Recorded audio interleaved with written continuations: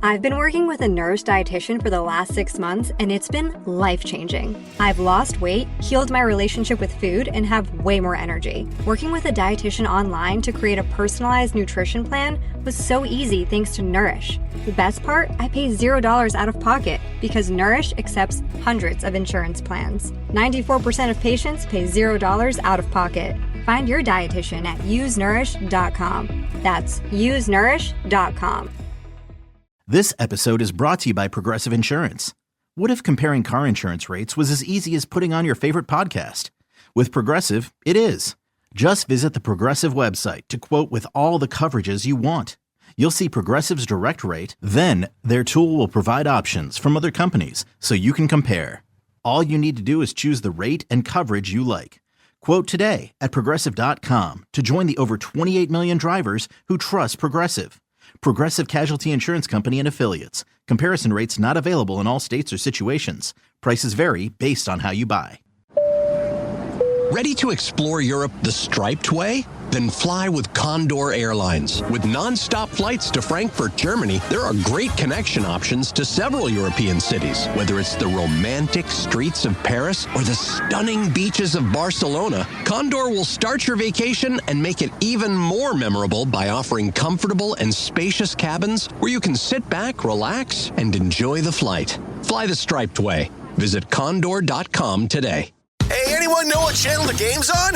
We know. Download the Sports on What app today and always know how to watch the game. Satellite, cable, or streaming. Sports on What knows the channel the game is on, and you can too. Subscribe today to start your 7-day free trial. Sports on What? We know. And now, here's the question. Hola, bitches. Good day to you and yours. All right, today is the day that we play Big Dummy, the game show that rewards you for your stunning ignorance. And here's how it works. You call us, we'll spin the category wheel. I heard spin. The category wheel. I mean, that's how the whole thing plays Instinct, dude. All right, I'm an instinctive player. You say spin, I spin. You do. So we will spin. Jesus Christ, man, come on. Try to prove a point. We will spin the category wheel, and then we'll ask you a question from that category. But here's how Big Dummy separates itself from your average, more reputable game show. We will continue to ask you questions until you get one right. Because, as always, we want you to leave here smarter than you showed up. Now, so far this year, our biggest dummy has been the lovely and talented James, who thought that writer's block was a place where authors lived and found a way to answer 7 consecutive questions wrong. Can you do better? Of course you can. Everyone else has. So give us a call, and off we go on Big Dummy, brought to you by our friends at Advanced Hair Restoration. To be contestant to play Big Dummy, call 206-803-ROCK. Like KISW on Facebook, follow us on X and Instagram at Men's Room Live, and send those emails to the Men's Room at KISW.com. The debauchery rolls on. You're listening to the Men's Room with Miles and Thrill. 99.9 KISW. Oh, but tell us, away we go. Welcome to Season 20, episode number 4,265. What a large and a charge program we have for you today. Guaranteed future repeat. The head chef is back at 4:30. Ted's Meat and Potatoes, explaining why your server might think that you are not the greatest customer in the world. Correct. Some of these, I was telling Mike, some of these people do because they just don't know any better. But a lot of them are you're just annoying the hell out of your server and they don't like it. Yeah. And there's one on the list, Miles. I don't know about Thrill and Mike. Me and you are guilty of. Okay. Uh-oh. I'm sure I'm guilty of more than one. You are, but this one specifically, I know me and you do it because we're old men. Is this more about being at the bar? Is this more about sitting down? A little combination of two? This is more server table etiquette. Okay. All right. So the head chef is I can coming already up guess what it is. to tell you why you suck at 4:30. It's not bad, but there's one on the list that is just stupid. And at the time, I'm going to make my guess what it is that I think Miles is guilty of on that list. I haven't seen the list, but as soon as you said servers we're love both me. guilty of it, I'm like, servers love me. I believe they probably do, but I do think there's one thing that I'm confident that both you and Ted do, where they're just like, yeah, okay. All right. Miles is going back to a place tonight where I talked to one of the servers, and Yeah, You were overly confident or overly complimentary. That's right. That's what I do. I'd go to places. You leave an impression. I put a smile on people's faces. You know what I mean? Before I leave. But what kind of smile? Like I'm going to kill that. I hope he never comes back. She said it was more awkward for the people that were sitting there. Well, what did he say? They agreed with me. I know, because they were getting good service as well. Yeah. Yeah. Hey, look, again, you make an impression. I've been going to that bar for years. You started going a couple years ago, and now they're like, oh, Ted, you know Miles? Oh, man. What'd he say? So I'm not looking forward to this. The last one on the list, I don't think it's that bad because I know both of us do it. But the other ones on the list, your server definitely gets annoyed. Okay. But either way, some of these people won't know. It's coming up at 4:30, but it's a good list. All right. Okay. Head chef coming up with Ted's Meat and Potatoes to make everyone feel bad today on the program. No. Just a few of us. And today is the day that we play the game known as Big Dummy. It's an easy game to play. You're either playing for Team Sober or Team Not Sober. Our biggest dummy, that has been James. And he's been our biggest dummy for all year. Month and a half, yeah. 8 questions to get one right. And as we do when we play Big Dummy, we like to do a little men's room poll. Last time we took some stories that have been in the news and hypothetically said, okay, if you would be able to survive one of these 4 things, which one would you pick? And the first one was that you would be able to go down in a submersible. Right. Now, the reason that we brought that up was because an audio recording was released by the by NOAA from 900 miles away. That's the sound of the submersible imploding. 900 freaking miles. But look, there's a lot of submersibles. There's a lot of tours. There's a lot of that. You were in a submarine in Hawaii. I was. Did not implode. So, yes, you can go down in one of these things. And there is a chance, obviously, that catastrophe could happen. But more than likely, that's not the numbers you're looking at as far as this mode of transportation. The next one, and we brought this up a number of times, but it was the guy that got swallowed by the whale off of the coast of Chile as he was in his kayak. He survived. Also, we had a hippo encounter. Unfortunately, in this situation, the woman involved did not make it. But in this scenario, her husband survived, and that's why he's suing. That's what we just determined, like he was there too. He survived. Would you like to deal with a hippo? No. And finally, your last choice was to be ejected from a plane. A plane crashed into the San Diego Bay, I believe. Yeah. And it was a military fighter jet. The 2 pilots, they did successfully eject from the aircraft. A fishing vessel picked them up and brought them back to shore. They were both okay. They were taken to the hospital and evaluated. We did learn a few things from our listeners. You can believe one of 2. One person said, if you're ejected from an aircraft the way your spine compresses, you will be an inch shorter. Yeah. Then we had another listener and said, hey, your spine compresses, you'll be 2 inches shorter. Yeah. Either way, it seems that if you are ejected from an aircraft, figure you're at least, in minimal, knocking an inch off your height. Yeah. So here's how the poll shook out. If you follow us on X at Men's Room Live. Coming in at 4th place with 10% of the vote, the one that you would least likely to do, believe it or not, is go down in a submersible. People would rather deal with a hippo than a submersible. That is correct. They would rather encounter a hippo in the wild than go in one of those submarines. So submersible in 4th place at 10%. Barely squeaking out our 3rd place hippo encounter. Okay. With all right. 11% of the vote. Coming in 2nd place, 33% of you said, you know what? I'm going to be swallowed by a whale and tell that story and then be spit out. And surprisingly, almost half of you, 46%, said you would pick to be ejected from an airplane. I don't know if that's the rush, the fact that you think you're too tall, whatever the deal is, that was the overwhelming winner, not only on the poll, but on the people who called to play Big Dummy. Yeah, for sure.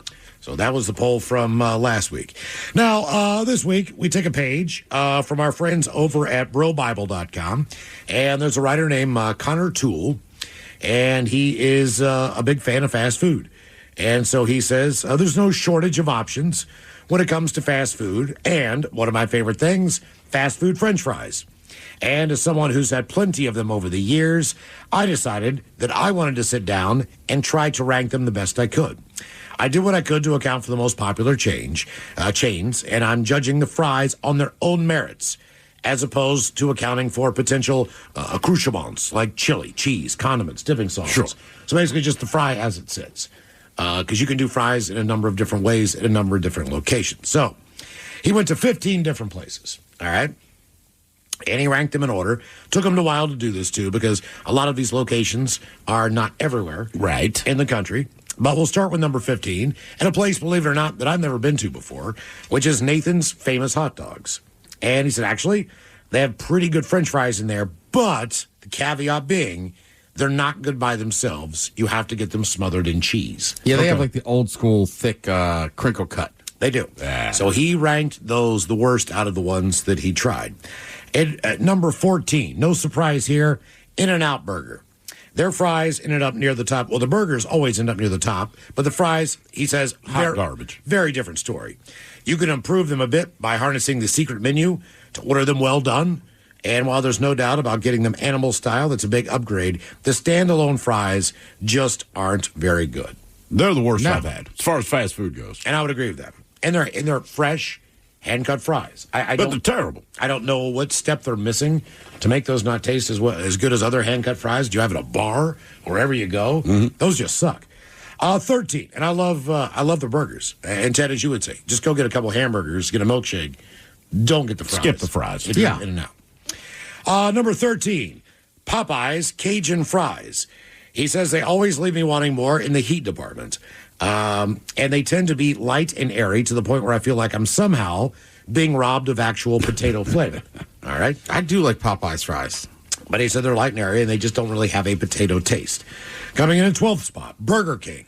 He says, I feel like most people would tell you the best part of ordering fries from BK is getting an unexpected onion ring, which really tells you all you need to know about them. And that is, so why don't people just get the onion rings? I don't know. People are so excited to find an onion ring in the fries. I'm like, they have onion rings. You do know that. It's a bonus. Okay, in 11th place, that would be Steak and Shake. Now, for a while, we had a Steak and Shake in Seattle. I never tried it. It might have been with their retail location being on 3rd Avenue. They decided that better things were ahead if they just packed it up and moved out. But they say with Steak and Shake, pretty good French fry, but the burgers are better. I think that one downtown's still open. On 3rd, no, they closed 3 years ago, probably. As soon as they changed everything to a bus-only street. Oh, South Lake Union still has one. Right. That's the one that's still open. Okay, all right, very good. No, that is actually a Shake Shack. You're right. Yeah, it is Shake Shack. All right, Steak and Shake. Well, I Googled Steak and Shake, and then you're right. It's giving me Shake Shack's info. Shake Shack. Yeah, Shake Shack. Whataburger, number 10. I've never eaten a Whataburger. Oh, I have. I have no idea. Did you have the fries as well? Or just the burger? I've heard good things about the burger. I got the fries. I just don't remember them that well. Like the burger, I was like, all right, this is good. Yeah, my kid had a Whataburger when he was in Texas, and he was telling I did not get one, but he was like, dude, it is great. You would love it. I'm like, I'm sure I would. Why didn't you give me one? Just bring it back to the hotel room. He got there day before me. Oh, okay. All right. They are open like super late. Are they? Like I've been to Austin a few times or Texas, and that's generally when we end up ordering. It's pretty late at night. Okay. Number 10 would be Whataburger. Number 9, KFC. And their potato wedge fry things. Do they still have the wedges? I thought they got rid of them. I believe they are back on the menu. I typically don't get French fries when I go to KFC.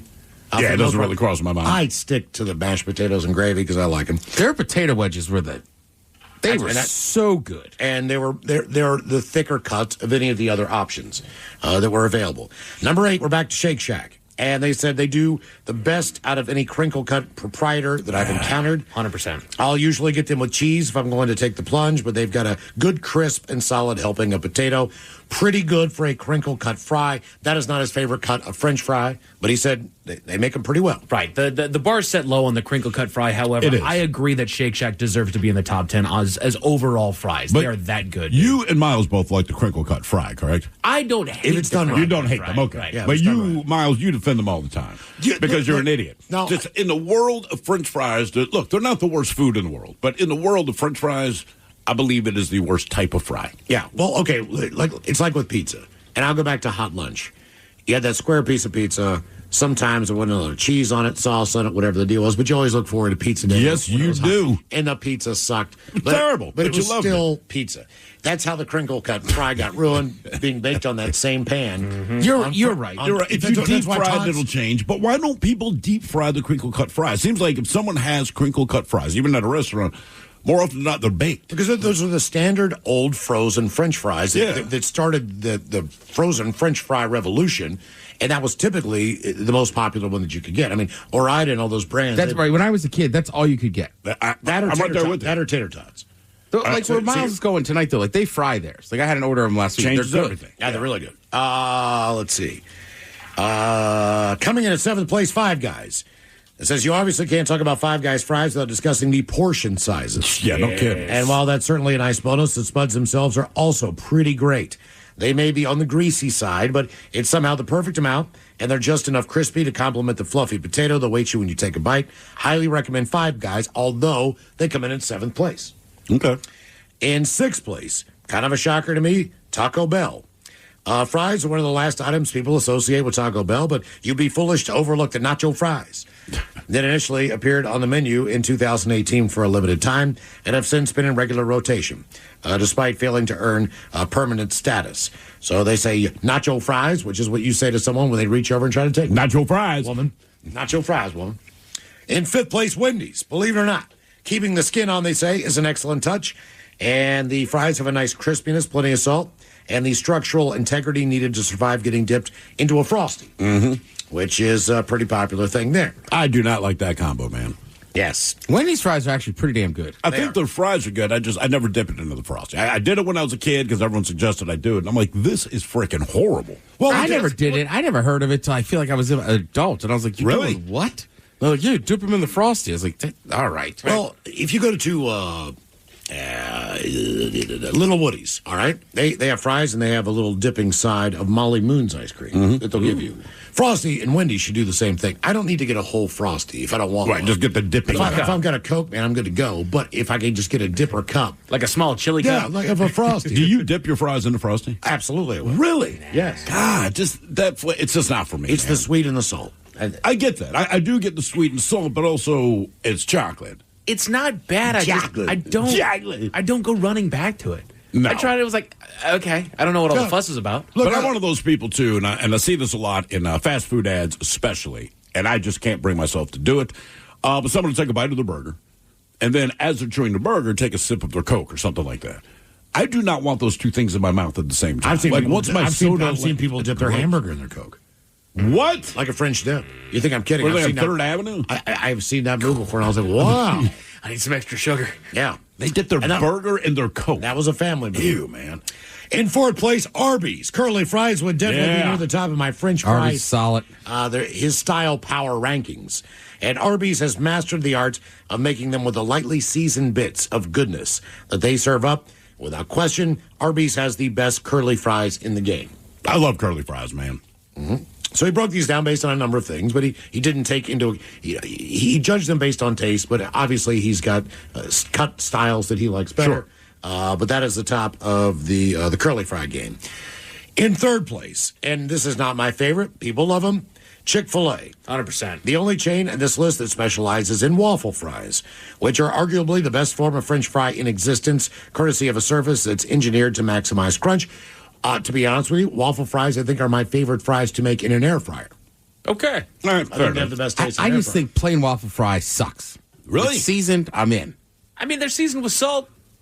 Now. But in Chick-fil-A's defense, they have great dipping sauces. They do. And a number of different varieties. And he mentions that as well. There's something about getting that butt end, that little turtle shell of that waffle fry. Oh, yeah. Oh, man. I'm right there with you, man. That is a sauce boat right there. I hate sauce that. boat. Yeah, agree to disagree. That's the one I hate. Damn, man. Really? I'd rather eat 30 nuggets. You guys are weird. Come on, man. Yeah. It's just, look, I stopped by the other day and got a chicken biscuit. It was fantastic. Sure. It was good. And maybe they do have a breakfast potato option or whatever, but just knowing their fry game, I was like, not going to do that. I'll tell you what's really good breakfast potatoes is Wendy's and Burger King. Both of those places. Yeah, Burger King, I know. Yeah, for do sure. it very well. Well, Burger King's just smart and has the little hash rounds. Boom. Which are so much better than the whole Because it's got the whole crisp. Because, like, I like the McDonald's one, but I end up sometimes eating the little crispy edges. Yeah, because it's salty in the middle sometimes by the time you get where you're going. And those other little discs don't do that. McDonald's, number 2, the tried and true. Sure. We got people on Twitter hating on McDonald's fries. I'm like, are you kidding me? Oh, man, I think they're the gold standard. They're classic. Yeah. Yeah, hard to top a perfect batch of piping hot Mickey D's fries. And they seemingly, for the most part, 99% of the time they are hot. Yes. They are delicious. My only real knock is the fact you need to eat them all around 10 minutes before they turn into sad shells of their former selves. That's why I wouldn't put them as best, but they are absolutely the litmus test. They're the standard. They're your straight middle ground. But McDonald's fries are a lot like chicken wings. When they're hot, they're unreal. Mm-hmm. But yeah, once they're cold, you're like, yeah. So McDonald's comes in at number 2. The number 1 French fry, and again, this is according to Connor Toole of BroBible.com. And if you've been to one, you know it to be true. Checkers and Rallies. Yes, sir. And how many locations they have in this area, if you've ever been to one. He says, I know plenty of people take issue with my decision to not put McDonald's at the top, but I cannot in good conscience withhold it from what I consider the GOAT. Checkers or Rallies, which have functionally been the same restaurant since the two brands merged in 1999. It is essentially a seasoned, medium-sized French fry. Yeah, very good. So the two on the list that are seasoned, Checkers, number 1, Arby's, number 4. So today on the poll, we just took 4 options, and they're based on styles for the most part. So, but the thing is that you can only eat this French fry for the rest of your life. Yeah. All right? Number 1 would be Arby's curly fries, which came in at 4th place. I'm already taking them. Number 2, that would be the Chick-fil-A waffle fry. Winner. Which came in 3rd place. Your next option, which came in 7th place, still a great potato in my mind, Five Guys. Yep. And number 2, McDonald's, is your final option. So only one forever. Will it be Arby's curly fries, Chick-fil-A waffle, Five Guys, or McDonald's? Vote now if you follow us on X at Men's Room Live. What's up? It's your boy, the Ted Smith. Slow drain being a pain? Call Pinky. That pipe's being a little leaky? Call Pinky. When the toilet won't flush and you're in a rush? Call Pinky. When your shower lost all its spray power? Call Pinky. When your sink's on the blink? Call Pinky. Pinky's Plumbing promises to lick all your plumbing problems quick. So when your plumbing backs up and things get stinky, call Pinky's. Pinky'sPlumbing.com. Hiring is a lonely business. Posting jobs, sifting through resumes, interviews with unqualified applicants, being ghosted. What if you could link with dozens of qualified candidates who are ready to work right now with just one connection? That's Express Employment Professionals. Find us at expresspros.com. One connection, the workforce you need. Problem solved. Express Employment Professionals. expresspros.com. Working as a dedicated Fidelity advisor, I always ask, what's important to you? I'll look at those priorities and goals alongside your full financial picture to build a comprehensive plan designed to help grow and protect your wealth. With proactive portfolio insights and an eye on taxes, I'm here to help you make the most of your money. I'm Laura Maxwell, and I'm a dedicated Fidelity advisor. Learn more at fidelity.com/wealth. Investment minimums apply. Fidelity Brokerage Services, LLC, member NYSE, SIPC. Plug in a Hyundai EV and the extraordinary happens. From the charge time and range in the Ioniq 5 and 6 to the adventurous spirit of the Kona Electric to the 601 horsepower Ioniq 5N. Hyundai EVs make the extraordinary electrifying. There's joy in every journey. EPA estimated 303-mile driving range for 2024 Ioniq 5 SE SEL limited rear-wheel drive and 361-mile driving range for 2024 Ioniq 6 SE long-range rear-wheel drive with fully charged battery. Actual range may vary. Visit HyundaiUSA.com or call 562-314-4603 for more details. Where'd you get those shoes? Easy. They're from DSW. Because DSW has the exact right shoes for whatever you're into right now. You know, like the sneakers that make office hours feel like happy hour. The boots that turn grocery aisles into runways. And all the styles that show off the many sides of you, from daydreamer to multitasker and everything in between. Because you do it all in really great shoes. Find a shoe for every you at your DSW store or DSW.com. Always live on the free Odyssey app. From the Pinky's Plumbing Studio, you're in the men's room. Text the guys at 206-803-ROCK. Game is Big Dummy. 206-803-ROCK. Steve, who is our first contestant? Ready to play the big game. Hello, Giuseppe. Sorry. Hello, Matt. Welcome to the men's room. Hola. Matt, are you on Team Sober or Team Not Sober? Team Sober today. All right, Matt, welcome to Big Dummy. Okay, you're only eating one fry for the rest of your life. You taking Arby's, Chick-fil-A, Five Guys, or McDonald's? I'll go with the Arby's curly fries. Ooh, okay. Right there with you, my brother. I thought that would be the lead with our female contingency. We have the curly fries. What, you think chicks like curly fries? No, chicks love Arby's. Chicks love Arby's. Oh, right. Yes. Yeah. I don't eat fast food, but I'll go to Arby's, and I'm like, all right. That is fast food. Mm-hmm. That's why I started calling them a little beef and cheddar.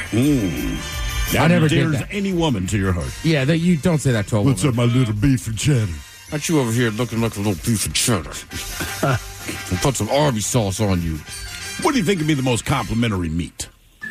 If you're going to describe it, oh, man, she's like a strip of bacon. I'm just trying to think, like, what could you say? You're describing, but you're complimenting it, right? So I'm looking at you. I'm trying to convey that I think you're beautiful. What does she look like? I don't know. Whatever you picture being the hottest chick, right? So you like the slutty-looking blondes with big boobs, right? You want to just tell her, hey, I find you attractive. What meat do you use? My sweet little filet mignon. See, I'm the opposite. I bet. I go ham hock. I like it. She's like a bone-in ribeye. Just the right amount of fat on it. Jesus. Or prime rib. Yeah. I don't know. Like, I was having this conversation with somebody today. There's no way. Pork chop. There's no way to describe somebody. Like, there's a certain type I like, but I can't say to a woman, like, I like white trash. Wow. You know what I mean? But ladies, just know. That is what Ted likes. If you got out with Ted, you know who you are. I'm just saying, like, if you're still using a tan in bed, I'd probably find you hot. Out here looking like a ballpark Frank. Oh, see, there you go. What about a crab cake? How about like an open face? I don't think you use the word crab. Open face roast beef sandwich. When her pants are off, yeah. All right, Matt, here's your question. Which president presented Forrest Gump with the Medal of Honor in the movie Forrest Gump?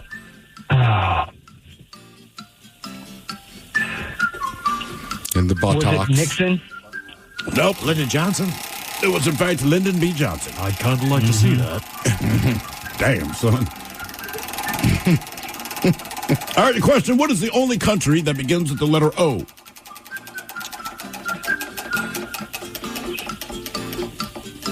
That's a great question. Thank you so much. Yeah, I don't have any idea. No idea. Oman? Oman. There you go. Oman. Yeah. The name by a Jamaican. I dropped it, man. Everyone else go, oh, man. No, Oman. It's running. All right. Your question. The Dollars Trilogy was a movie series of what genre? Sci-fi, mafia, romance, or westerns? I'm going to have to go with sci-fi. They're not westerns. That was, like The Good, the Bad, and the Ugly was one of the Dollars Trilogy, believe it or not. Our friend Clint Eastwood. Mm-hmm. You know, he did a musical once. Matt, seriously. Probably the longest movie with the least amount of dialogue. It's just an absolute... It's just... There's so much just reactionary shots. Yeah, everyone's just staring at each other. Yeah. Actually, I would say Quest for Fire is less dialogue. Okay. Because they were cavemen and couldn't speak. That's a good point. Again, I'm going with Benji. The full-length film. Right. It's a dog lost in the woods, and outside a few, Benji! Benji! Not a lot of talking. Is that basically it? Yeah, he gets lost in the woods, and the dude has to find him, and then Benji, of course, runs into trouble when other wildlife animals try to intimidate Trouble or mischief? Trouble. Oh. Yeah. Okay. Yeah, I mean, there's a real shock you weren't going to find Benji. But as a kid, I saw Benji in the theater, and then my mom drove me to the beach, as the rest of my family was already down there. All right. So you talk about just an epic day. Oh, Benji in the theater, then you go to Ocean City. Like, it was the greatest day, one of the greatest days of my life. It's all downhill from there, Ted. All right, your question, and I know Mike Hawk will know the answer to this. What is the first feature film trilogy to be shot concurrently with the same cast? So they filmed all three movies at the same time. Ooh, I think I know this one myself.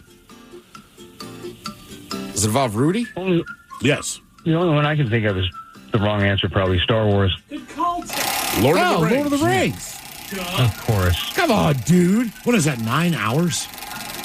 Glorious hours. Yeah. Out here looking like a hobbit. Well, I'm not a hobbit. What are the short, stocky ones? Not elves. Dwarves. Dwarf? There's hobbits, dwarves, elves. I'm trying to think. I think he's kind of angrier and he carries an axe. Yeah, that's a dwarf. That's a dwarf. That's Gimli the dwarf. He's a badass, dude. All right. I'm a dwarf. I always thought elves were supposed to be short as well. No, and then in the movie, they're all tall. They're normal size. Those are pointy ears. Those are North Pole elves that you're thinking of. Those are the only elves I have to reference, to be Legolas fair. and everybody at Riven, now those are wood elves, man. Yeah, they couldn't fit on the shelf. Yeah. All right. Your question, where are the carpal bones located? In the hand. Okay. Nice job, Matt. The wrist, Nice job. but, whatever. Give us Big Dummy 206-803 Rock. Hello, Adam. Welcome to the men's room. Hey, guys, how's it going? Adam, are you sober or not sober? I'm sober. All right. Okay, Adam, you can only eat one fast food French fry for the rest of your life. Are you taking Arby's curly fries, Chick-fil-A waffle, Five Guys, or McDonald's? I think I'm going to have to go Five Guys. Five Guys. So many extra fries in the bag. Yeah, I feel like they're just trying to get rid of them. But I do appreciate that. Yes. Yeah. Bag fry, pretty exciting moment in your life, too. The which fry? Well, you get the onion ring and your fries at Burger King. Yeah. Just the idea of fries that have just fallen out and are at the bottom of the bag, it's like extras. You're right, man. Because those, I'll eat those first and then let the kids grab the actual package of fries. Because usually there's enough fries sitting in the bottom of the bag that it's kind of all I need. I think wherever you go, I don't know if you guys are the same way. Like if I get a fast food meal and there's fries in the bottom, got to eat those first. Yep. Like, I I'll don't take know why the that is. container of But fries out, sit it down, and then eat bag Well, you fries. got to take out your ketchup packets, too, that are down there. So I'm just reading, we just got updated. As far as Lord of the Rings goes, elves are taller than humans. Same with orcs. Then it goes dwarves, halflings, then hobbits. Everyone got that? Okay. So wait a minute. Are dwarves taller or shorter than hobbits? Taller. According to this ranking this guy has, it'd be dwarves, halflings, then hobbits. All right, Captain Middle Earth, what's the difference between a halfling and a hobbit? Because they were called both. I don't know. What, hobbits are also called halflings? They were, yeah. Really? Yeah. Wouldn't that be insulting? Oh, what's up, halfling? It felt a little derogatory, yeah. I mean, it is. Say that to someone who's short. Oh, you're a halfling. They're not going to be happy about it. All right, Adam, here is your question. Name one of the 3 yellow properties on a standard Monopoly board. I couldn't do that. I haven't played Monopoly in probably 20 years. You know what? From me to you, that's the right answer. Is it named after a state? No. None of them are named after states. Yellow properties. Yellow properties. Hang on. Damn it. 2 are avenues, 1 is a garden. St. John or something? No. Electric. Not Electric Avenue. Marvin Gardens. Marvin Gardens. Does sound like a wide receiver. Would you doesn't live there? At Marvin Gardens? No, that's the project, I bro. would, but I'd move out after a year. Yeah. Okay. You subsidize Atlantic Avenue and Ventnor Avenue. Oh, yeah, Ventnor. Ventnor's a crappy town next to, like, Wildwood.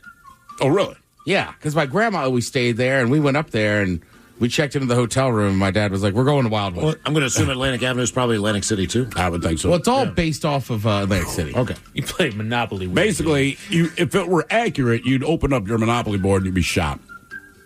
All right, your question. What game is the focus of the movie The Color of Money? Oh, come on. What game? Yeah. Color of Money. I've never seen the movie. I'm sorry. There's 2 versions. 2? Well, Paul Newman's in the original, and then he's like the mentor. Oh, that's right. And they made the to Tom Cruise in the second one. They're shooting pool, dude. Yeah, pool. Oh, yeah. Which, by the way, careful out there shooting pool for money. Never know who's going to be filming you, Zach. What are you talking about? Country star Zach Bryan got in trouble. Why? He was shooting pool with some guys. Looked like he lost all 3 games, and I agree with him. One guy was wearing Meta glasses that video, and he was like, "I wish you wouldn't stop it." And they're like, "We're not videoing you," and they're like, "We're just videoing each other so we can remember the good times." And then he, of course, went, "Well, that's gay." Oh, you got me there. He's got to make it the round. All right. That's kind of funny. Getting himself into trouble, is he? All right. Here's your question. Thing. How many pounds will you lose if you burn 3,500 calories?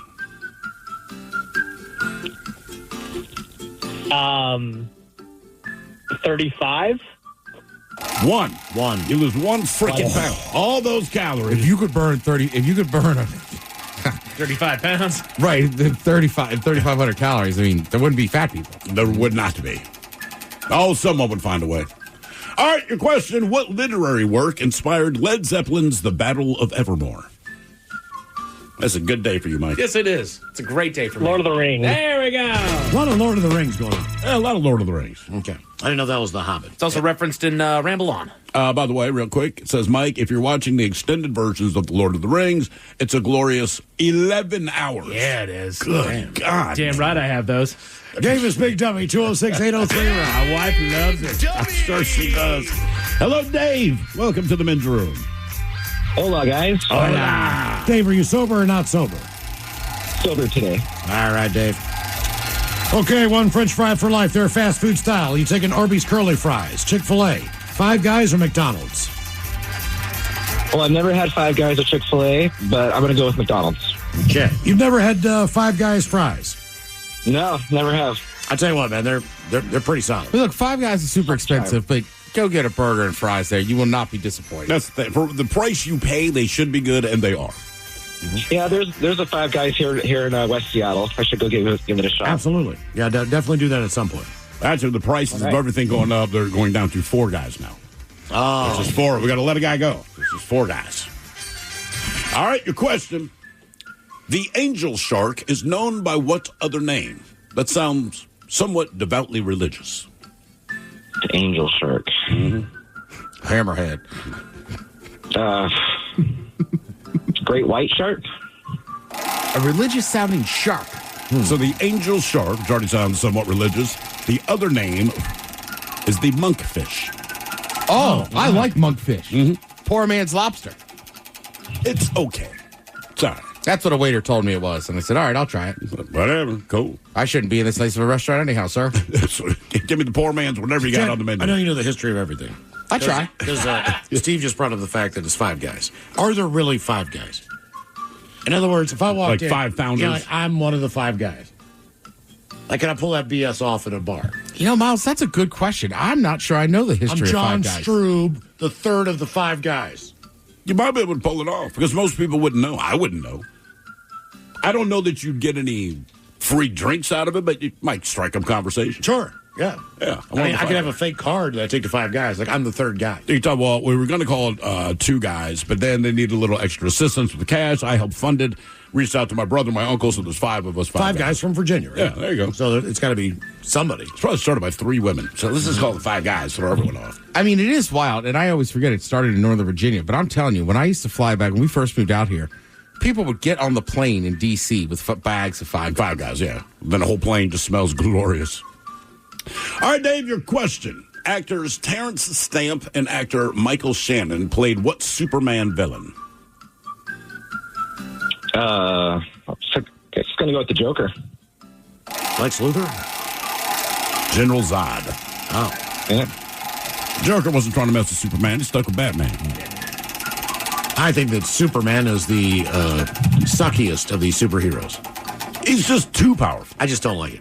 I don't know. Well, he's boring. He has no real personality. You know, it's just like, I get it. You're Superman, whatever. Right, but you're not interesting to talk. No, like you bring nothing we know. to the table. You can fly. That is cool. You were very strong. You're a good guy. Mm-hmm. Great. Frankly, you're boring. I don't want to have a conversation. Really with you. Yeah. I mean, I'd almost rather just hang out and talk to Green Lantern. No, you wouldn't. Yeah, no. Even I know that's a terrible character. But Superman's boring.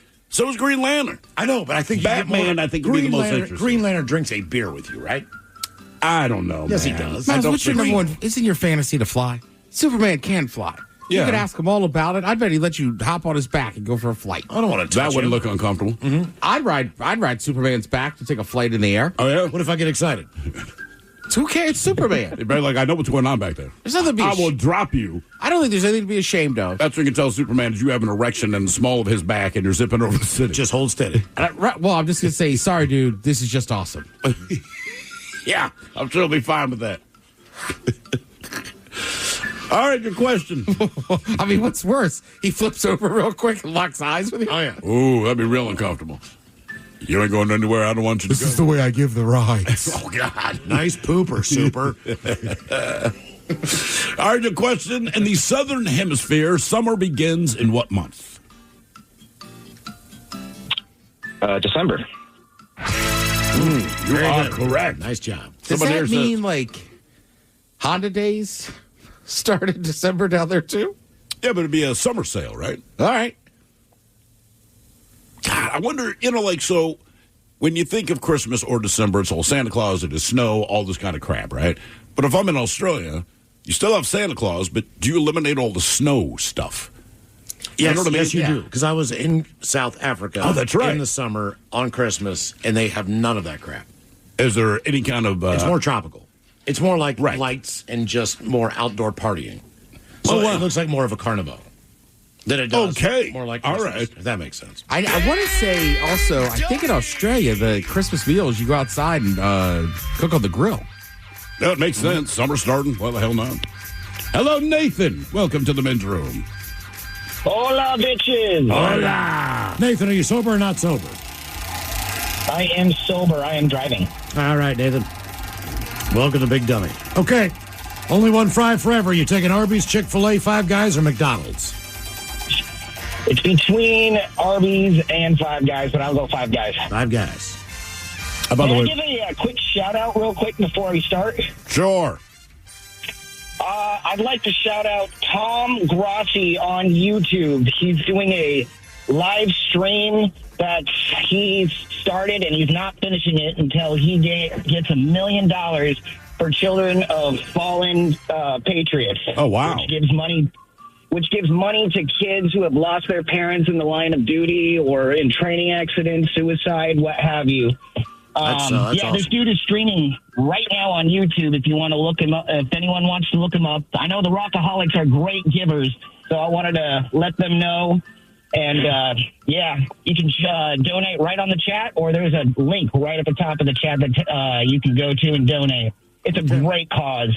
Well, good on him, man. Yeah. That's a good thing to do. All right, Nathan, here's your question. The New Bohemians were the backing band of what female lead singer? I'll just go Madonna. No. Sinead O'Connor? Edie Brickell. Nope. Edie Brickell. That would be... Is she still married to Paul Simon? Yep. No. Okay. Yeah, it's Paul Simon. You see where he's going on tour? Who that is? Who is? Paul Simon. Okay, you saw him on the SNL 50, right? Yeah, I don't know that he was the old guy with Sabrina Carpenter. Exactly. I don't know how much gas he's got left in the tank, but it doesn't seem like he's got a lot. No, so I think was it's my the fault. I'm going to whisper tour. Yeah, right. You know what he's not going to do? What? Give any of that tour money to Garfunkel. Nope. No. Yeah. Didn't they make up or something? Or are they still hating each other? I thought they were trying to not necessarily get back together, but kind of bury the hatchet. That's celebrity boxing we need. I'd rather Hall get back with Simon, Garfunkel, 8 p.m. If I could take two people to get back together again, it'd be Hall and Oates. I'm just saying. Yeah, I'm trying to think who As else. far as the overall catalog. You can't get with that. Not Peaches and Herb.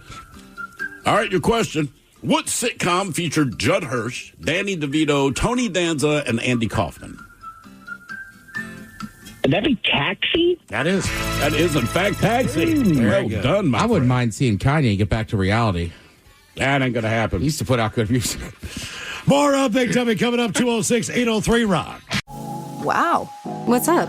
I just bought and financed a car through Carvana in minutes. You? The person who agonized 4 weeks over whether to paint your walls eggshell or off-white bought and financed a car in minutes? They made it easy. Transparent terms, customizable down and monthly. Didn't even have to do any paperwork. Wow. Mm-hmm. Hey, have you checked out that spreadsheet I sent you for our dinner options?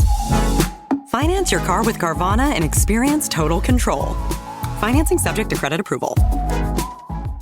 This podcast is brought to you by Kleenex Lotion Tissues, You can't predict sick days, but with Kleenex Lotion Tissues, you can be better prepared for them while helping keep your skin healthy. Whether it's a surprise sneeze or a stuffy nose, it's always good to have something gentle on hand. Kleenex Lotion Tissues moisturize to help prevent skin irritation while you're battling those unwanted cold and flu symptoms. It's extra care when you need it most. I mean, why not have one less thing to worry about when you're not feeling your best? For whatever happens next, grab Kleenex. Is your team at work feeling a little disconnected? Maybe the workflow's not flowing? Try Confluence by Atlassian. Confluence is the connected workspace where teams can create, organize, and deliver work like never before. In Confluence, teams can whiteboard their vision for any project, easily create or access the relevant pages and resources they need, and discover important context they might not even know they need. Plus, AI helps teams jumpstart brainstorms, organize information, and connect workflows, so teams can move efficiently and create alignment with ease. In fact, with Confluence, teams can see 5.2% average boost in productivity in 1 year. So if your team lacks confidence, try Confluence, the connected workspace where teams can do it all. Set knowledge free with Confluence. Learn more at Atlassian.com/confluence. That's Atlassian.com/CONFLUENCE. The brand new Grand Casino and Shoreline is now open. Step into the action with Vegas-style table games like Baccarat, Heads Up Hold'em Poker, Pai Gow, Blackjack, and High Card Flush. Feeling hungry? Feast on delicious Chinese, Vietnamese, and continental dishes plus breakfast favorites. Dine in or take out. And don't miss daily happy hours from 4 p.m. to 7 p.m. and 10 p.m. to midnight. Grand Casino and Shoreline off Aurora. Open daily from 9 a.m. to 4 a.m. Visit GrandCasinoGaming.com. Welcome to the Grand Experience. Auto insurance rates are on the rise, which is why you should call Vern Fonk Insurance. Vern Fonk could save you up to 20% on your auto insurance. The pros at Vern Fonk will do all the work, comparing different plans to find you the best options. And they can insure you over the phone. One call to Vern Fonk could save you up to 20%. Call 206-408-5094. 206-408-5094. Remember to honk when you drive by Vern Fonk. Restrictions apply based on a Q3 2023 study of Vern Fonk insurance customers who reported saving when they switched. License number 1070622. If you have health insurance, you might be able to see a personal dietitian for $0 out of pocket. Nourish connects you with a dietitian that fits your needs, covered by your insurance. Nourish accepts hundreds of insurance plans, and 94% of patients pay $0 out of pocket. Meet with your dietitian online and message them anytime through the Nourish app. With hundreds of 5-star reviews from real patients, you know you're in good hands. Find your dietitian at usenourish.com. That's usenourish.com. This episode is brought to you by Progressive Insurance. Whether you love true crime or comedy, celebrity interviews or news, you call the shots on what's in your podcast queue. And guess what? Now you can call them on your auto insurance too with the Name Your Price tool from Progressive. It works just the way it sounds. You tell Progressive how much you want to pay for car insurance, and they'll show you coverage options that fit your budget. Get your quote today at Progressive.com to join the over 28 million drivers who trust Progressive. Progressive Casualty Insurance Company and Affiliates. Price and coverage match limited by state law. Ready to explore Europe the striped way? Then fly with Condor Airlines. With nonstop flights to Frankfurt, Germany, there are great connection options to several cities. Whether it's the romantic streets of Paris or the stunning beaches of Barcelona, Condor will start your vacation by offering comfortable and spacious cabins. Fly the striped way. Visit Condor.com today. Hey, what's the easiest way to find out what channel the game's on? Sports on What? Subscribe to the Sports on What app and quickly find the channel for every provider. Satellite, cable, or streaming. Sports on What knows the channel the game is on, and you can too. Download today. 99.9 KISW. The shenanigans continue. This is the Men's Room with Miles and Thrill. Gamers, Big Dummy, 206-803 Rock. Steve, who is our next contestant, ready to play the big game? Hello, Justin. Welcome to the Men's Room. Hola, gentlemen. Hola. Justin, you on team sober or team not sober? Sober, just wrapping up the hour at work. All right, Justin. Okay, our Men's Room poll. We're talking French fries today. You can only eat from one for the rest of your life. Arby's, Chick-fil-A, Five Guys, or McDonald's? It has to be Arby's. Not just because of the fries there, but the fries in the air fryer that you can get in the frozen section. Awesome. Plus, the Jamocha shake is excellent. Okay. Someone else said that earlier on the text line. I have not tried one yet. Did the Arby's curly fries stand up with the Jack in the Box curly fries? They're seasoned. So they're different. Honestly, the Arby's one somehow... I would take Arby's over Jack in the Box any day of the week. Yeah, I like Jack in the Box, but Arby's are a little bit better. Okay. You saying you never had a Jamocha shake? No. You gotta go. Really? What flavor? I mean, I assume mocha? Yeah, it's kind of coffee, mocha flavor, but I mean, they invented that thing in like the 70s. I've never had one. That's crazy. That is. I don't realize it's been around that long. You don't have to confirm it. I get it, man. I'm just saying, like, yeah. No. Like, I'm feeling shamed now. You've never had one? It's been around since the 70s, man. Right. Arby's been around as long as we have. You know what, man? The Jamocha shake, that's my personal Star Wars. What Star Wars is for you. I know it's been around since the 70s. Just haven't had one. All right. Hey, I'll drink them for you. All right. All right, Justin, here is your question. What Green Day song spent a record 16 weeks atop the Billboard Modern Rock chart? Boulevard of Broken Dreams. One and done. One and done. Nice Hang on. job. Before we let you go, let's ask you a true or false question. In 1960, the World Wide Web was created. 60s. I want to say false on that one. Okay. It was not around in 1960. No, Al Gore invented it. Oh, that's right. I forgot about that. Game is Big Dummy, 206-803 Rock. Big Al. Hello, Brandon. Welcome to the men's room. Hola. Brandon, sober, not sober? Sober, unfortunately. Okay. Brandon, our men's room poll, one fry forever. You taking Arby's curly fries, Chick-fil-A waffle, Five Guys, or McDonald's? If they're fresh off the oiler, probably Arby's. If they're cold, Chick-fil-A is not bad. Okay. All right, there, Arby's. Brandon, here is your question. What is the only country that borders Portugal? Spain. Another one and done. Another one and done. Hang on before we let you go. I had to do some research there, but the Portuguese just like, all right, enough Spain. I don't know how they divided that, especially because the languages are different. Right, or they're just like, no coastline for you. Maybe that was it. But now we'll take the coast, you take the rest. All right, true or false, a fuel produced from grass is called mycodiesel. A fuel produced from grass, mycodiesel. False. That is, in fact, false. What is it called? I don't know. I just know that that is not what it's called. Right. Game is Big Dummy, 206-803 Rock. Hello, Ryan. Welcome to the men's room. Hello, Ryan. Deo. Hola. Ryan, sober, not sober? I am sober. I'm currently loading my child up into my car. Okay. All right, Ryan, only one fry forever. You taking Arby's, Chick-fil-A, Five Guys, or McDonald's? Oh, man. I got to go with Five Guys. Five Guys. Okay. How old's your kid? He's 3 next month. All right, time to shut up. I was hoping you could say, not my kid. Just snatch them off the got street. a seat in the back. Free rides. All right. We got to go. Your question, what is the longest river in the United States? I mean, go with the obvious and say Mississippi? Colorado. Nope. Ohio. Hold on. Missouri? Missouri River. That's the damn Missouri River. I always forget about it. Yeah, I'd guess Mississippi, too. That's why I asked. Like, it's a 99% chance you're going to say Mississippi. All right, your question. What is the only Great Lake that has no Canadian waters? Yeah. Lake Erie? Michigan? Michigan. Lake Michigan. Yeah, it's my favorite one.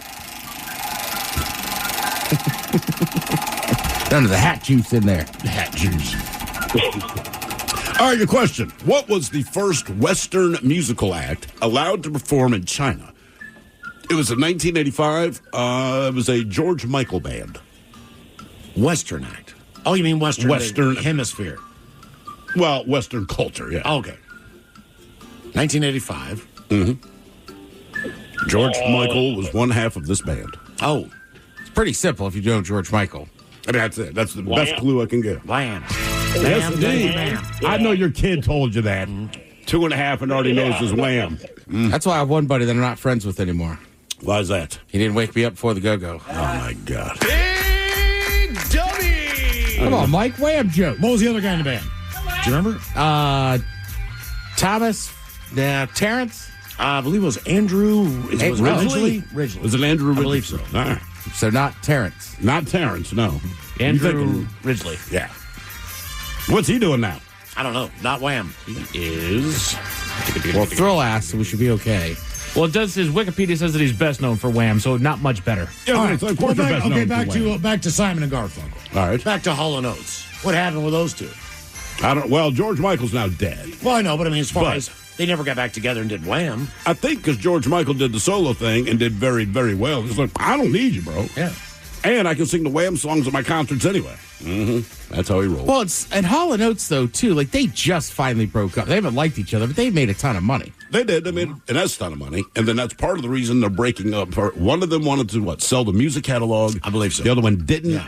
But I believe one of them sold part of the music catalog anyway, or something like that. But it's messy, and like anything, comes down to money. I mean, Simon and Garfunkel too. Like their hit record was called "Bridge Over Troubled Water." Yeah, they didn't mean it. What's I'm saying? They're already like, look, we got problems. They should have named it "Burned Bridge Over Troubled Waters." Hello, Bill. Welcome to the men's room.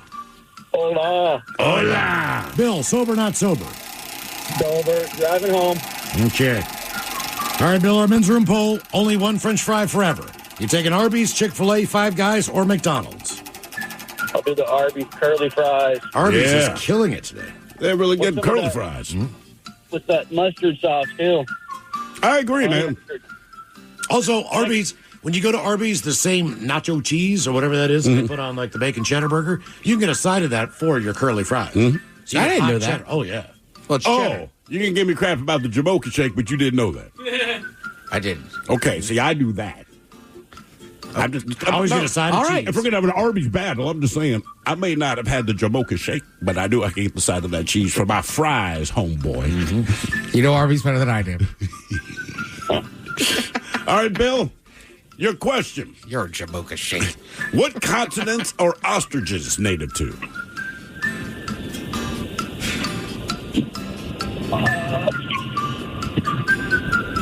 Australia. See, that was my Africa. guess. It is Africa, yeah. Solid ostrich. How'd they get over there? Well, it didn't fly. So there is still some in Africa too? Well, yeah, I mean, that's what they're native to. Scrambled ostrich egg for breakfast. A portion of it, 1/20th. Yeah, I'd say those eggs are It's massive. kind of like, they got them in a big carton, right? Yeah. So you can have scrambled eggs out of that. The ostrich steak I had was maybe one of the best steaks I've ever had. I've heard that about. I've never had ostrich, but I've heard not that from many believe people. how good it was. And by the way, Mike was kind of charading his answers. He gave me the A, and I'm like, that's Asia, Australia, Africa. I just didn't know. Antarctica. Wow. I tried to mouth it, but I think I covered my mouth with it. Yeah. If you do it the other way, it'd have been very inappropriate. Oh, yeah. All right, Bill, your question. Who played the President of the United States in the movie Independence Day? Nice. Oh, I can picture his face. We're going to survive. Yeah, no, I can see the face. Can I get a little clue? Today we celebrate I'm trying to think. our Independence Day. I don't know. You'll see this word on a door, at least half of it. Yeah, part of his last name, yes, you would see on a door. On a door? God, I'm with them. I can picture the dude. Everyone He's been in a can. ton of stuff. Yes, he has. What is his name? It's something with a door? I get his name screwed up with the guy from Twister. All the time. Everybody does. I know. Everybody does, man. The only thing I can picture on a door is an exit or open sign. You're very close. Oh! Yeah. Got it. You better tell me. Pullman. Bill Pullman. Oh, my goodness. Could have been Martin Sheen. Ah, I see. Yeah. That's where I was going. In, out, door. All right. Sheen. That's all I was trying to do the math. Don't hurt your back stretching that far there, Miles. Exactly. I just looked at him like, what the F are you talking about? Martin Sheen. Get it? All right, Bill, your question. On what holiday did Harry Houdini die? Ooh. His Houdini was very hairy. Holiday. Damn. I hope it was Valentine's Day. Just get out of there. Halloween? It was. It was, in fact, Halloween, yeah. Damn. Okay. Makes sense. We just thought he was doing a trick. Game is big, What was his deal? Didn't he... So if I remember this right... He was a great escape artist. But everyone seemed to think it had something to do with him trying to escape from whatever it was. My understanding is, like, someone punched his ass in the abdomen. That went south, and that's what actually killed him. Did you guys see the new trailer for the David Blaine thing coming out? No. It's like, don't do this at home or something like that. He kisses a cobra. He's on fire multiple times in the trailer. The thing, it looks like it might be very uncomfortable to watch. Like, seriously, where you go, like, I don't know if I can watch this or not. Dude, I saw him in person. It was unreal. And then he locked himself in a thing of water for, I want to say it was like 7 or 8 minutes. Just something that shouldn't be allowed. Like, to the point of, like I was like, are they going to get him out? Isn't he kind of on the same level as Chris Angel, where they're kind of like shock magicians? I think David Blaine's a little bit more over the top. I think they're illusionists. Illusionists, correct. What was the movie with, oh, man, who's the guy who's always kind of annoying? Which one? We were talking, Jesse Eisenberg. Okay. Oh, Now You See Me? Not that one. Anyway, they're like illusionists or whatever. And in the movie... So there's 3 main actors. It was, I know what you're talking about. It's called The Prestige. It had Hugh Jackman and Christian Bale at it. Not that one. Not that this one. This is, yeah, so they're basically like card sharks or whatever, but they do illusions and all this kind of thing. The FBI is always looking for them. Anyway, in this one scene, so there's 3 major stars, 2 dudes, this one chick. The chick is put in one of those, locked boxes with the wall or whatever. Now You See Me. Now You See Me. Okay. So when you watch the scene, it's like something goes wrong and she's panicking and all this. Anyway, you fast forward, she's doing an interview and she's like, Oh, yeah. The reason I looked like I was panicking is because something actually went wrong as we're shooting this scene. I could not get the F out of there, and I honestly thought I was going to drown. But for obvious reasons, they kept it in the movie because you can't recreate that kind of panic until you, honest to God, think you're going to die. Yeah, it was Isla Fisher. Isla Fisher, thank you. Game is Big Dummy, 206-803-ROB. Hello, Robert. Welcome to the men's room. How's it going? Hola. Robert, are you sober or not sober? I'm a little bit in between. I didn't hear you, Robert. Your phone broke up. I'm a little bit in between. Little bit in between. All right. What is getting you in between? Would it happen to be a men's room IPA? Oh, no. Are you getting stoned? A little bit of that. Okay, yeah. All right, Robert, our men's room poll, only one fry forever. Arby's curly fries, Chick-fil-A waffle, Five Guys, or McDonald's? I was thinking to stay with Arby's, but then I was kind of remembering how good the waffle fries are from Chick-fil-A. And those are pretty sweet. And I like them on my sandwich. So I'm going to have to stick with that. Okay. I'm glad you told us all that, man. All right, so one fry that didn't show up there, and they're not necessarily fast food fries. Mike, what were you calling them? Psoriasis fries? That's what my wife calls them. Psoriasis fries? Psoriasis fries. You don't like that battered French fry you get at like the Euro joint or whatever? Like, they don't seem to show up in a ton of places, but they're always awesome. These guys. Oh, yeah, I do like those, man. That's a good fry. Not bad. It's always crispy. By the way, someone says, Thrill, you are right. I could just stop reading there. Houdini used to let people punch him in the stomach. Someone hit him just right and basically gave him an internal injury. Wow. You got to be careful, man. I got punched in the gut. Well, you deserved it. Robert, I'm shocked by this. I asked for it. You asked someone to do it. Yeah, I did it when I was a teenager. I was like, hey, team, punch me in the gut. And it went down. And like 20 of them did it. And then I was done. Okay. Robert, look, I saw a girl that couldn't have weighed more than 100 pounds once at a festival. It was like 3 a.m. And she goes, I want to punch somebody in the stomach. I said, okay. She goes, can I punch you? I said, no. I called my buddy over. She is tiny. All right. And he goes, you can punch me. That bastard had a bruise for like 2 weeks. Really? She was a little monster. She wound up. It's crazy. Little featherweight. Yeah. I would have been pointing and laughing the whole time. Mm-hmm. Well, the next morning, he's like, what happened? I was like, you let her punch you. And he's like, oh, yeah, she's so tiny. But even I was smart. It's 3 a.m. I'm playing light up bocce Those balls. tiny ones have dynamite. You got to remember that. Those bony-ass fingers, man, I'm telling you. Yeah. Yeah. Explosion. All right, Robert, here's your question. Yes. What is Nemo's father's name in the movie Finding Nemo? I believe it's another the fish. Most, what? Say that one more time. The most what name? What is Nemo's father's name in the movie Finding Nemo? I've seen that movie so many times. It's another fish that can be found in Florida. I watched it with my kid. I want to say it's Robert, but it's not. I'm going to say it was like David. Marlin. I mean, it is a fish movie, you know. I think that's the correlation. I'm just guessing. I thought I'd go a bit off, but I was wrong. I forgot. I did see that movie multiple times. It was a good one. Yes, if you have children, you saw it multiple times. Finding Nemo was released in what year? It's the same year that the Space Shuttle Columbia burned up in the atmosphere, the same year that a Great White Concert ended in disaster when 100 people died in a fire, and the U.S. invaded Iraq.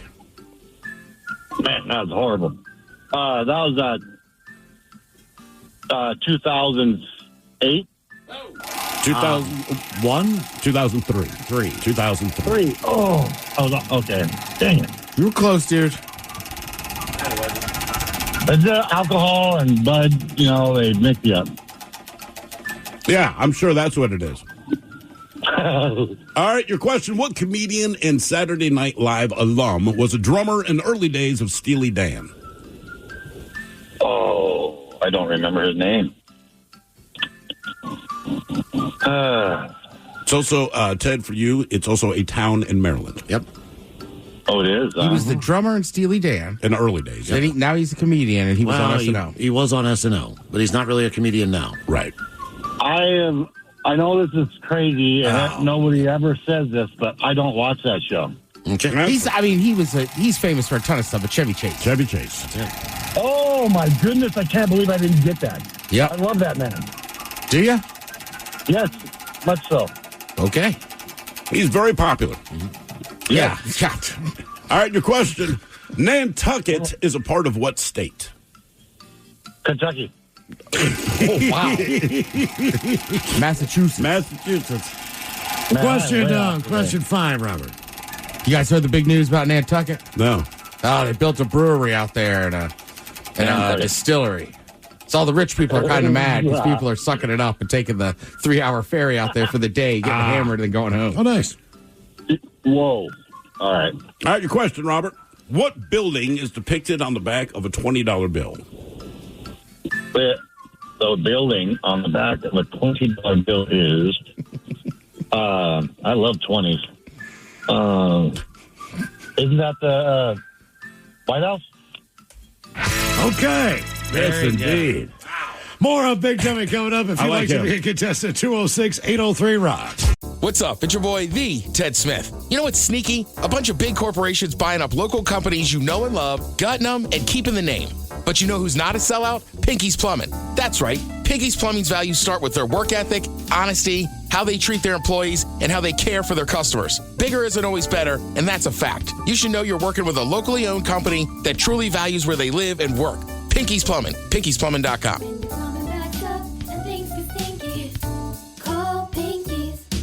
Hiring is a lonely business. Posting jobs, sifting through resumes, interviews with unqualified applicants, being ghosted. What if you could link with dozens of qualified candidates who are ready to work right now with just one connection? That's Express Employment Professionals. Find us at expresspros.com. One connection, the workforce you need. Problem solved. Express Employment Professionals. expresspros.com.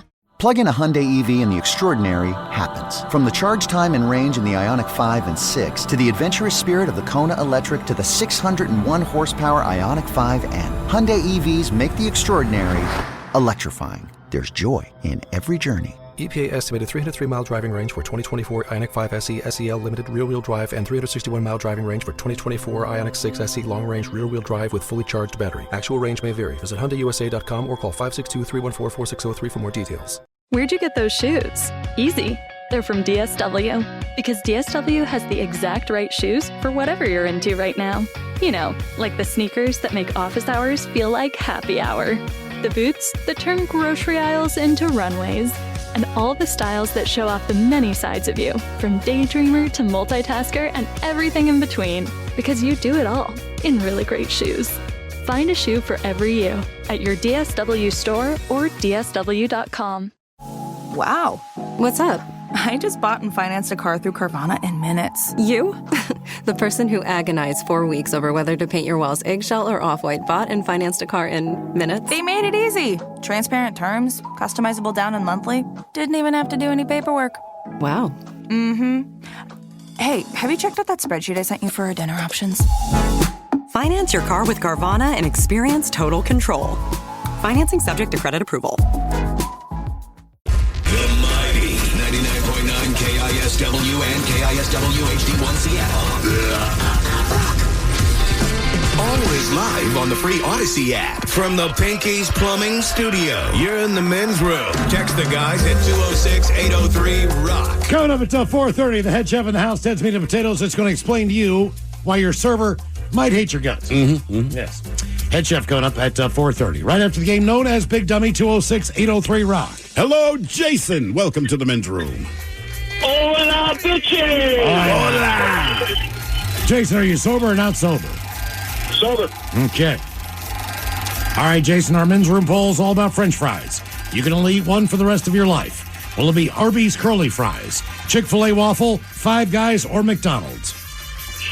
I'm going to be cliche and say McDonald's. To be honest, two of those I haven't even tried, but I'm going to be cliche and say McDonald's. It's just like that classic nostalgia feel to them. Yeah. Hey, man, that's a gold standard. Yeah, nothing wrong with McDonald's fries, man. All right. Delicious. Here is your question. What is the process of splitting atoms called? The process of splitting atoms. I just watched Chernobyl, and I think, is it fission? It is. One and done. Chernobyl, by the way, great show. Fantastic. I'm actually kind of upset. This is going to sound strange, but I really wanted to be your guys' biggest dummy this year. Well, you didn't do it. Well, hey, man, No, I did not. a lot of days left. All right, true or false, the blue whale is the biggest known animal to have ever existed. Ever? Ever. True. Isn't that amazing? All these dinosaurs, all this other crap, and they're like, yeah, the blue whale's got them all beat. Damn. Game is Big Dummy, 206-803-ROCK. Hello, Kylan. Welcome to the men's room. Hola, bicholas. Hola. Kylan, sober, not sober? I'm totally sober. Okay. All right, Kylan. Okay, only one fry forever. You taking Arby's, Chick-fil-A, Five Guys, or McDonald's? I'm going with that Mickey D's French fries. Okay. Mickey D's. Don't say that at Disney World. Oh, no. All right. Your question. Actor Pat Morita was Mr. Miyagi in Karate Kid. And what character on Happy Days? I'm going to say Fred Durst. Fred Durst. He was Arnold. Because you're looking at Pat Morita, you're like, I bet you that guy's name is Did they Arnold. have a spinoff like Arnold's Place or something like that That afterwards? sounds familiar. Okay. Happy Days had an S-ton of spinoffs, man. All right, your question. What is the least populated state in the United States? Oh, it's easy. Wyoming. You got it. Man, you are correct. Very good. 590,000 people. And it's a big state. That's what it is, a massive state. Yeah, 590,000. Although after Yellowstone, we might be up to, 600,000. Game is Big Dummy, 206-803-ROCK. Just for a quick reference, Seattle's population as of 2023 was 755. Yeah, more people are in this city. Right. Than in the state of Wyoming. Hello, Willow. Welcome to the men's room. Hello. Hola. Willow, are you sober or not sober? Unfortunately sober. I just got off of work. That's all right. You can get there soon. All right, Willow. Oh, yeah. What kind of fries you going for? Arby's, Chick-fil-A, Five Guys, or McDonald's? Five Guys, definitely. Five Guys. I also would like to say that I'm not good at these type of games, so I think I'm going to take the cake on your biggest dummy. Okay, again, folks, the point is not to be the biggest dummy. Like, I mean, I don't know why. It's 2 callers in a row. Like, oh, no. It's my goal in life. To have people make fun of me at work. If you were like Houdini, look, I have no idea how to get out of this box, but I'm going to fill it with water. Let's see what happens. My goal is the parachute not open. Miles, to answer your previous question, Five Guys was founded by a couple. They had 4 sons. Then they had a 5th son. So that's why they went 5 guys. Oh, okay. Oh. 5 Intriguing. sons. Yeah. Well, that's because they know how to have sex correctly. I don't want a daughter, so we got to do it like this. I did it wrong twice then. I only got it right once. All right, Willow. Touche. Here is your question. What is Thomas A. Swift's electric rifle more commonly called? Yeah, It's penis. Man, I'm not a gun person. This is arguably one of the most famous guns ever. Yeah. Listen I'm to the just name. gonna throw a famous gun out there. The Winchester? All right, you know guns a little So, bit. follow along with me here, Willow. Thomas A. Swift's electric rifle is a taser. Oh, Oh, it well, is? my brain said No. a Swiss Army knife, so that's definitely not it. You might be the biggest dummy. What did you think it was, Ted? I thought it was the Tommy gun. Not the taser. Oh. Thomas A. Swift, right? Electric. T-A-S, electric rifle, E-R, so taser. Okay. I guess you're right. I'm thinking of the Thompson submachine gun. Yeah. Tommy gun. That's why I went, yeah, see, you'll know this one. You're wrong. Yeah, Ted. You're Willow, 1-1 right now. All right. Ted, I know you'll get the answer to this. Willow, Professor Griff was a member of what rap group? Mike? Can you repeat the question? Professor Griff was a member of what rap group? We actually played them earlier today on this very station. We did. We did. They're in a hookup, I believe. Yeah, with Anthrax. Mm-hmm. Man, I was right. I do not know these questions. I don't think Professor Griff liked you. Yeah, I don't think he would. As far as what this group is called, is this kind of the only version of this group that you would want to be associated with? No, you're thinking of the wrong one. Okay, thank you. So I'm wrong. I think Mike was leaning NWA. Oh. Is it Wu-Tang Clan? No, it is, in fact, Public Enemy. Okay. Is it Clan? You know, that's... Oh, right. There we go. Well, Professor Griff's kind of tough, too, because he didn't really rap. He was just kind of the more militant one of the crew, and he did, like, all the military, like, stomping around and everything, and then they threw him out. Yeah, he got a little Kanye on him. Oh, no. He did. Oh, no. All right, Willow. Your question, what? Where's Willow? Oh, Jesus, dropped off. Yeah, that's what I'm saying. Oh, no. I didn't know what you were really doing about it. Okay. Oh, Willow, where'd you go? Willow. The hell, man. Hey. All right. Well, no more Willow. No, Willow. Maybe it's my turn. Hello, Kara. Welcome to the men's room. Hola, bicholas. Carrie, are you sober or not sober? Not sober. What are you doing over there, Carrie? You drinking a men's room IPA? I want to. I have not seen it to buy it, but I'm going to. Okay, what are you drinking? Find it, I'll buy it. I'm drinking a little Black Velvet and a beer and a little soap. Oh, all right, classy. Yeah. Okay, only one fry forever. Arby's, Chick-fil-A, Five Guys, or McDonald's? I'd say Arby's. Arby's. All right. Arby's. Yeah, because they're the seasoned curly fries. Yeah, So, yeah, you're right. Yeah, like Jack in the Box. All right, Kara, here is your question. If you suffer from myopia, what would you wear to correct it? Myopia. What would I wear to correct it? Yes, your opia. Myopia. A jacket? Glasses? Glasses. Means you're nearsighted. Gotcha.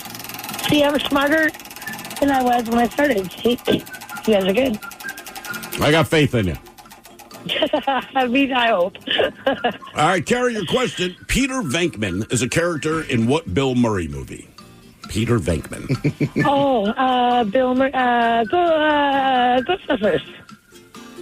Okay. Yes. Yeah. I did it. Very good. You did it. It took me a second to figure out if she actually said Ghostbusters. Then I'm like, I think she said it. She just didn't say it the way most people would say Did it. we get Willow back? No, and that's a damn shame. Willow. Hello, Ruben. Welcome to the men's room. Hola. Hola. Ruben, are you sober or not sober? Sober. Sober. All right, Ruben, welcome to Big Dummy. Okay, to go along with your sandwich, what fry are you taking? Arby's, Chick-fil-A, Five Guys, or McDonald's? Ooh, I didn't even think about going with my namesake, but I think I'll go curly fries. Curly fries. Stick with it. Arby's. You know, I've never had curly fries with a Reuben sandwich, and I love Reuben sandwiches. You got it at Arby's. Do they have a Reuben there? Oh, yeah. Oh, you're still trying to one up me on Arby's? Yeah, they do. All right. Oh, Mr. I love I did Reuben's not and know curly that they fries. had Reubens at Arby's. Now I know. Ted's back in the league. I'm going to get a Reuben, curly fries, and I'll try your Jamocha shake. Honestly, that'd be a good fast food I know. meal. When I said it out loud, I'm like, damn, that does sound good. All right, Reuben, here is your question. In what decade was McDonald's founded? Oh, 1920s? 30s? 50s. 1955. What's kind of tough, too, is like there's the original McDonald's. Right. And the McDonald brothers. And then what's his name buys it and turns it into the McDonald's we know. Yes. What were the McDonald brothers' Yeah, names? had that kind of complicated. Is there really a Ronald McDonald? I hope so. Like one of the dudes? You'd have to think so, right? I don't know. Would you want to be remembered as a clown? Well, either way. I mean, just like, hey, man, do not name that clown Ronald if my name is Ronald. I realize that Ronald rhymes with McDonald, but Yeah. I mean, you was could there have a- Ronald and Donald McDonald. You know, why not? If they're twins, people always like to run. It was Richard and Maurice. Richard, so close. Maurice the clown. Maurice McDonald sounds like a shooting guard. I mean, he does. That's an NBA player. He goes for 20 and 10 a night. Hey, by the way, Willow has checked in on the text line. Says, "This is Willow. I am so sorry. My phone disconnected." Hey, we understand, man. No worries. We were enjoying our time with you, Willow. Call back anytime. All right, your question. In what state is Little Bighorn? Custer's Last Stand. Let's see. Wyoming? Close. Montana. Do you think they have a custard stand called Custard's Last Stand? They should. There's got to be, right? There's got to be Like at a fair or Custard's something? Last Stand. Yeah. Go in there, get a custard. Could you sue them if you choked to death? They'd be like, it's in the name, man. There is indeed a Custard's Last Stand in Lee's Summit, Missouri. Okay. Okay. We'll have to go there sometime. All right, your question. Yeah, good call. Let's go. Sorry. Road trip. I have no idea where it is. I'm just like, yeah, whatever, Missouri. See you there, dude. Cool, man. Custer's Last Stand. Right outside KC, man. All right. there you go. That's a shot. Yeah, now there's possibly a chance that I'll go. All right, your question. What unit of time is the longest? An era, a period, or an epoch? Eon?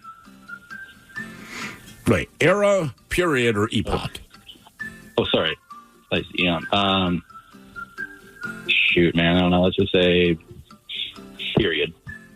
No, period should only last about 1 week. Era? Epoch. Epoch. How long's an epoch? I don't know, but it's longer than an era. Or so era is the shortest. Period is next, and then an epoch is the I longest. just figured period would just be the amount of time, not a hard time, but just... But right, Like if when you have something a generally Renaissance, was happening. Like whatever that is, however long it lasts, it just lasts. Usually about a week is what All I right, understand. Ruben, 4 questions in. Oh, boy. It seems longer, but you know. Yeah, it does.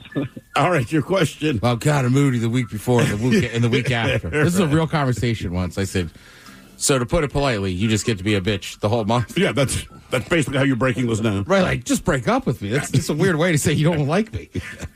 It's not you, it's my period. 3 out of 4 weeks a month. Yeah, 3 out of 4 weeks. All right, your question. What toy's original patented name? Don't cry, Ruben. Come on, man. Ruben, you got one wrong. So what? It's fine. Ruben, did you have sex?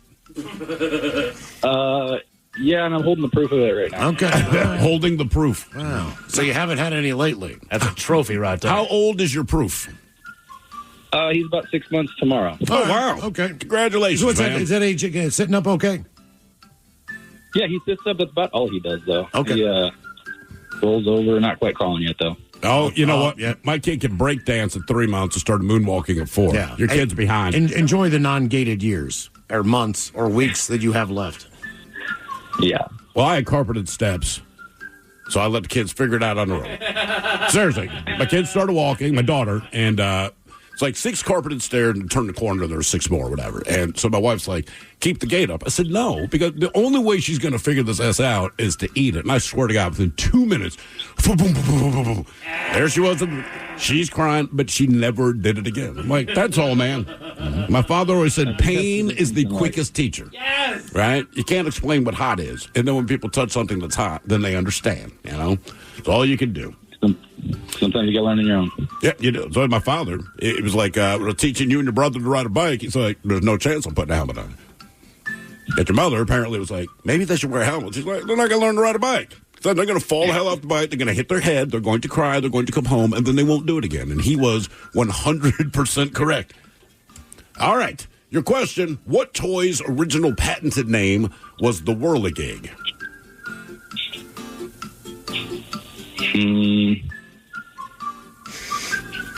Whirligig. Like a Frisbee? Not a bad guess. A hula hoop? Not a bad guess. Spinning top. The yo-yo. Everyone's kind of tracking, right? Question 5. Question number 5 for Ruben.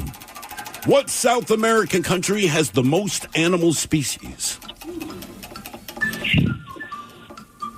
Something that the Amazon runs through. That is correct. You are tracking correctly. Let's go Brazil. It's pretty big. Boom. You got it. Yeah, that's Nice it. job. For the obvious reasons you said, man. Game is Big Dummy, 206-803, Rob. Hello, Dwayne. Welcome to the men's room. Well, hola, gentlemen. Hola. Dwayne, sober, not sober? Just a beer and a half right now. Beer and a half. All right. What kind of beer are you drinking? Busch Light.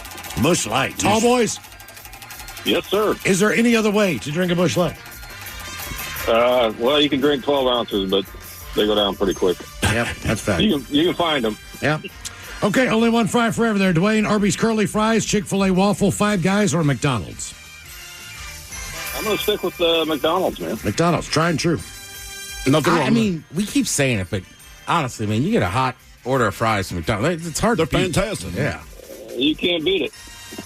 By the way, Miles, one of our more astute listeners has checked in. An epoch is measured in several million years. Oh. All right, Dwayne, your question. All right. What was the mailman's name on the show Seinfeld? Newman. And Nice. you even said it correctly. Yeah, you watch it. Nice Wrong one. and done. All right, let's see here. True or false question for you. All right, true or false, dogs sweat through their feet. They do. Nice damn. work, man. Nice work. A Busch Light guy, smartest guy I've had on all day. I don't think about that. Crushing it. Yeah. Busch Light, tall boy. Busch Light, tall boy, a state flower of Florida. And listen, I'm not against the Busch Light. It's not as tasty as a men's room IPA, but I could see if you drink a Busch Light, you would know about dogs at Seinfeld. You know what? You're absolutely Ted, right. every bar you go in Florida has Busch Light on draft. Ooh, that is like the That's the gold standard. standard Yeah. of every bar none. I mean, it's like walking into any bar in Seattle. What are you going to see? You're going to see a Mandy's, right? Mm-hmm. It's the same thing in Florida, but it's the entire state. I just wish they'd bring back the Busch Light apple. The Busch Light apple. Yeah, they had apple for a while there. I know. Mike hated it. Wait, it was an Marshawn- apple flavored? Oh, yeah. Ew, man. It was awesome. No. You tried one, Mike? Oh, yeah. And what was your verdict? My verdict was no. And then someone left one outside of my doggone apartment. My verdict was no. Well, my buddy Brett is from St. Louis, All so he right. likes Busch. We were drinking these. We went to visit Mike. I think we just dropped a can. But anyway, he goes, I know it was one of you two. I was like, how do you know? And he's like, it's a Busch Light apple, and I hate them. I gave him grief because I know it just fell out of somebody's car or something like that. Like, it wasn't intentional. Basically, we got to Mike's apartment before he was there, and we sat in the car Started watching Red Zone, and we didn't drive, so we just started drinking beers in the back seat. We were parked. Busch apple. Dang. Yeah, they're about as bad as you thought it sounded. That sounds bad. Yeah, it's not good. Hello, Matt. Welcome to the men's room. Hola. Matt, sober, not sober? I am sober. All right, Matt, welcome to Big Dummy. What fries you taking there? Arby's, Chick-fil-A, Five Guys, or McDonald's? I'm picking Arby's because those curly fries are great. Arby's it is. You are correct. All right. Multiple choice question for you. What company designed and manufactured the spacesuits worn by the first men on the moon?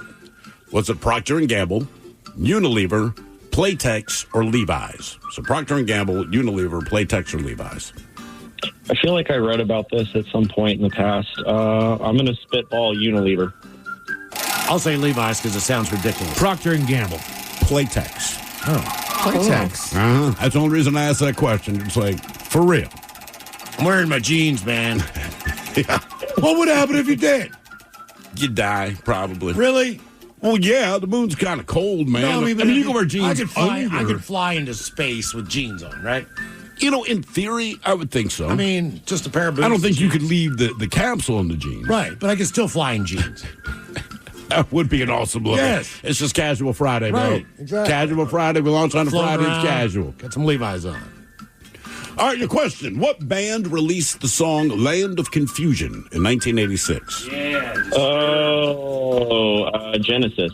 Genesis is right. You are correct. That's a great tune, man. Disturbing video as a kid. With those puppets. Oh, yeah, it was really weird. Who covered that? Was it Disturbed. It was a disturbing cover, I was yeah. going to say, were you just Now that's a good cover. I love that one. Head Chef's coming up explaining why you maybe pissed your server off a little bit. Ted's Meat Potatoes on the way at 4:30, and we'll get your emails on the way next in the men's room at KISW.com. Working as a dedicated Fidelity advisor, I always ask, what's important to you? I'll look at those priorities and goals alongside your full financial picture to build a comprehensive plan designed to help grow and protect your wealth. With proactive portfolio insights and an eye on taxes, I'm here to help you make the most of your money. I'm Laura Maxwell, and I'm a dedicated Fidelity advisor. Learn more at fidelity.com/wealth. Investment minimums apply. Fidelity Brokerage Services, LLC, member NYSE, SIPC. The brand new Grand Casino and Shoreline is now open. Step into the action with Vegas-style table games like Baccarat, Heads-Up Hold'em Poker, Pai Gow, Blackjack, and High Card Flush. Feeling hungry? Feast on delicious Chinese, Vietnamese, and continental dishes plus breakfast favorites. Dine in or take out. And don't miss daily happy hours from 4 p.m. to 7 p.m. and 10 p.m. to midnight. Grand Casino and Shoreline off Aurora. Open daily from 9 a.m. to 4 a.m. Visit GrandCasinoGaming.com. Welcome to the Grand Experience. This podcast is brought to you by Kleenex Lotion Tissues. You can't predict sick days, but with Kleenex Lotion Tissues, you can be better prepared for them while helping keep your skin healthy. Whether it's a surprise sneeze or a stuffy nose, it's always good to have something gentle on hand. Kleenex Lotion Tissues moisturize to help prevent skin irritation while you're battling those unwanted cold and flu symptoms. It's extra care when you need it most. I mean, why not have one less thing to worry about when you're not feeling your best? For whatever happens next, grab Kleenex. Independent financial advisors focus on building a relationship with you that goes beyond your portfolio. As fiduciaries, they must act in your best interest, always. The relationship they have with you will be based on transparency and trust, and they're committed to bringing you advice that fits your values. That's why Charles Schwab is proud to support them. Visit findyourindependengadvisor.com. At Cardinal Heating and Air, we elevate your comfort with expert HVAC solutions in the greater Seattle area. Our decades of experience have fostered lasting relationships built on quality service. Whether you need AC repair, heating repair, routine maintenance, a new installation, or an emergency fix, you can trust Cardinal Heating and Air, now offering electrical services. Experience the exceptional service and peace of mind that Cardinal Heating and Air delivers today and for years to come. I recently found out that you can see a personal dietitian covered by insurance. There's this platform called Nourish that will match you with a dietitian based on whatever your concerns are, whether that's weight loss, eating disorders, autoimmune conditions, or something else. They're actually a network with major insurance providers, so most patients pay $0 out of pocket. 94% of patients pay $0 out of pocket. Find your dietitian at usenourish.com. That's usenourish.com. This episode is brought to you by Progressive Insurance. Whether you love true crime or comedy, celebrity interviews or news, you call the shots on what's in your podcast queue. And guess what? Now you can call them on your auto insurance too with the Name Your Price tool from Progressive. It works just the way it sounds. You tell Progressive how much you want to pay for car insurance, and they'll show you coverage options that fit your budget. Get your quote today at Progressive.com to join the over 28 million drivers who trust Progressive. Progressive Casualty Insurance Company and Affiliates. Price and coverage match limited by state law. Ready to explore Europe the striped way? Fly Condor Airlines nonstop to Frankfurt and connect effortlessly to most European destinations. Relax and start your vacation in comfort. Fly the striped way. Visit condor.com today and book your next adventure. Hey, what's the easiest way to find out what channel the game's on? Sports on What? Subscribe to the Sports on What app and quickly find the channel for every provider. Satellite, cable, or streaming. Sports on What knows the channel a game is on, and you can too. Download today. 99.9 KISW. We return to the men's room with Miles and Thrill. Going out to Eats. Coming up, why your server might hate you on the way at 4:30 with the head chef and 10 meat and potatoes. But first, time for a few emails to the men's room at KISW.com. You've got mail. Birthday time at Chola's. Want to give a shout out to my friend Crystal, badass girl to ride to and talk to, a ride or die person. Thank you. How about some Thrill Shotgun gifts, because you guys forgot last time, and the captain talking about how to spend her birthday while traveling aboard the SS Guppy, and maybe everyone talking all over yourselves about being a super mom to 3 kids. Thanks, brothers. That from Maverick. Get.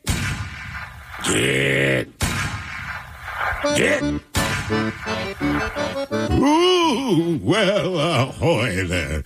My understanding is that you'll be spending some quality time aboard the old SS Guppy for your birthday. I let the mascots know, and I can promise you that Mr. Clean is doing a bang-up job getting the room ready for you. He is Mr. Clean, after all. However, we would ask that you don't bring any black lights aboard the SS Guppy. You might not like what you see. Or maybe you will. Crunch berries. Oh, a long-time listener since 2014 when I moved here. Are we going to talk about being moms of 3? Oh, yeah. My man. The hardest part about being Sorry, dude. Where's the dad? At some point, just maybe get a little help. You know what I mean? If you have one more man, you got to get one away. That's how I see it. Too many. To deal with all the sexism that comes my way. Guys, long-time listener since 2014 when I moved here to Silverdale via the Navy. I am now retired active duty after 26 years and currently the hockey director at the Bremerton Ice Center and a Zamboni driver. Oh, nice. Oh, excellent. In honor of my 46th trip around the sun and Team USA whooping that Maple Leaf ass tonight. Let's go. How about a big old Leroy Jenkins and Freebird? No, we're not playing Freebird. Thanks for all you do. Congrats on 20 years. Looking forward to the next 20. I'm about ready to crack open this 6-pack of Men's Room IPA my daughter gave me for my birthday. Keep on rocking, and big thanks, guys. That from Joey. Let's do this. Leroy You should shotgun it off a skate. And fellas, congrats on 20 years. Been listening since the Buzz days. Damn. Today's my lovely wife's Amber 48th birthday.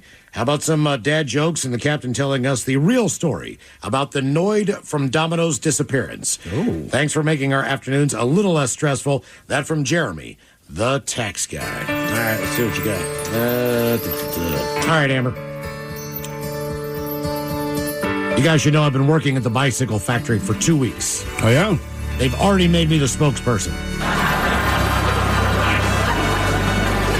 What caused the ice cream truck to break down? What caused the ice cream truck to break down? I don't know what. A rocky road. Okay. And guys, I tried to tune into a radio show about trains. A radio show about trains. About trains, yeah. Couldn't find the station. That's a radio train joke. Not a lot of those out there, but I respect it. Okay. Ooh, well, ahoy there. You know, talking about the Noid, believe it or not, is kind of a dangerous topic for us mascots. Do you remember Smurf Berry Crunch? It used to be a breakfast cereal that featured Papa Smurf on the box. Well, Papa Smurf in real life is different than the lovable character he plays on TV. In real life, Papa Smurf is a stone-cold killer. All of us mascots have known this for years, including the Noid. Well, the Noid reported Papa Smurf to the authorities. Somehow, Papa Smurf beat the rap, but he wasn't real happy with the Noid, and the Noid has been a witness protection ever since. Or Papa Smurf killed him. No one really knows, and we don't ask. Papa's a bad, bad man. Crunch berries. All right, guys, here you go. Happy, happy, happy birthday. Happy, happy, happy birthday. Happy, happy, happy birthday to you, to you, to you. Ya's a Dirty Germans brought to you by Men's Room Original Sausage. Available through Uli's World Famous Sausage, mensroomlive.com, and other fine retailers. Schweinefleisch. Thank you, Mom. A couple extra emails. What made the trip memorable? Ola Bacholas. I have so many funny stories from my recent road trips with my mom. I could go on for hours, but I think this one is perfect. As you know, My mom lives in lovely Reno, Nevada. Lovely. Her husband, Dennis, unfortunately passed away in March of 2022, and since then, I've spent a lot more time with her. Road trips have become our thing. So in September of 2023, I fly to Reno and drive back up to Washington, and we drive back together. One day, after visiting Crater Lake, we ended up in the little town of Chemult, Oregon. The lodging choices were minimal. Found a cute little roadside motel that had just been renovated. Unloaded the car, went out for a bite to eat, then returned to the room for the night. Well, while my mom readied herself for bed, I went out for a walk, code for a smoke break. When I got back, I caught her doing something sneaky. I said, "What you doing there, Mom?" She said, "Oh, nothing. Just putting on my eye patch. I am from Reno, after all." She had taken a pair of scissors to her sleep mask and made it into one single eye patch. She said, "Make sure you tell your radio friends the Reno Eye Patch Emporium shut down during COVID, so we have to make our own now." We laughed hard, so hard we were crying. My mom has the best sense of humor, and she loves it when I give recaps of your guys' show. Congrats on 20 years, my friends, and thanks for doing what you do. That from the Ginger Midget. That is funny. That's right. We always used to joke that the only eye patch store in the United States is in Reno because I have been there. And I could not believe how many people run with scissors. I don't know what in the hell. I mean, I swear to you, it's like an outlaw convention, and I don't know, evil villains. I don't know what was going on the weekend that I was there. Evil villains. The Blind Dart Club. I don't know, but either way, it was. Is there a cane store next door? Man. Because I feel like evil villains always have canes and eye patches, even though they don't need the cane. Mm-hmm. Yeah, they might not even need the eye patch. They never show you what's under there. Travel stories, guys. Flying from Germany to Seattle, my son Torben was about 18 months old. Strapped on my lap for takeoff. Not even a minute in the flight, Torben pukes. His milky, cheesy breakfast ran into my pants, underwear, and somehow got in my shoes. While my ex took Corbin and changed him, I proceeded to strip down in the bathroom and try to wash all my clothes in that teeny sink. That is so hard to do in an airplane. Yeah. The plane wasn't full, so I draped my wet clothes over the neighboring seats and wore their blankets like a sari the rest of the flight. Had to get dressed 9 hours later and deplaned wearing damp clothes smelling of cream cheese baby puke. Every flight after that, I packed a change of clothes for myself in my carry-on. Cheers, guys. That from Trista. Okay, coming up at 5:08, we will drink and toast with a shot of the day, but first... Time to open wide and sample Ted's meat and potatoes. Now, here's your host, head chef of the men's room, the Ted Nugent. Head chef and a half. Thank you, folks. Thank you. Now, off the time, I'll go out to the tables. As I like to say in the industry, I'll touch a table, check in with people, see how they're doing. You know, VIP guest. Sure. Other guest. The hot chick. Always. Yeah. I'll check in with her, you know. How's the meal? How's this douche you're with? Wow. Yeah. But these are 10 things your restaurant servers secretly hate about you. We're starting with number 10, because I know Miles and I are both guilty of it. Thrill, I don't know if you do it. Damn it, Mike might do it too. Is this your plate is clean and no, I hated it or something along those lines?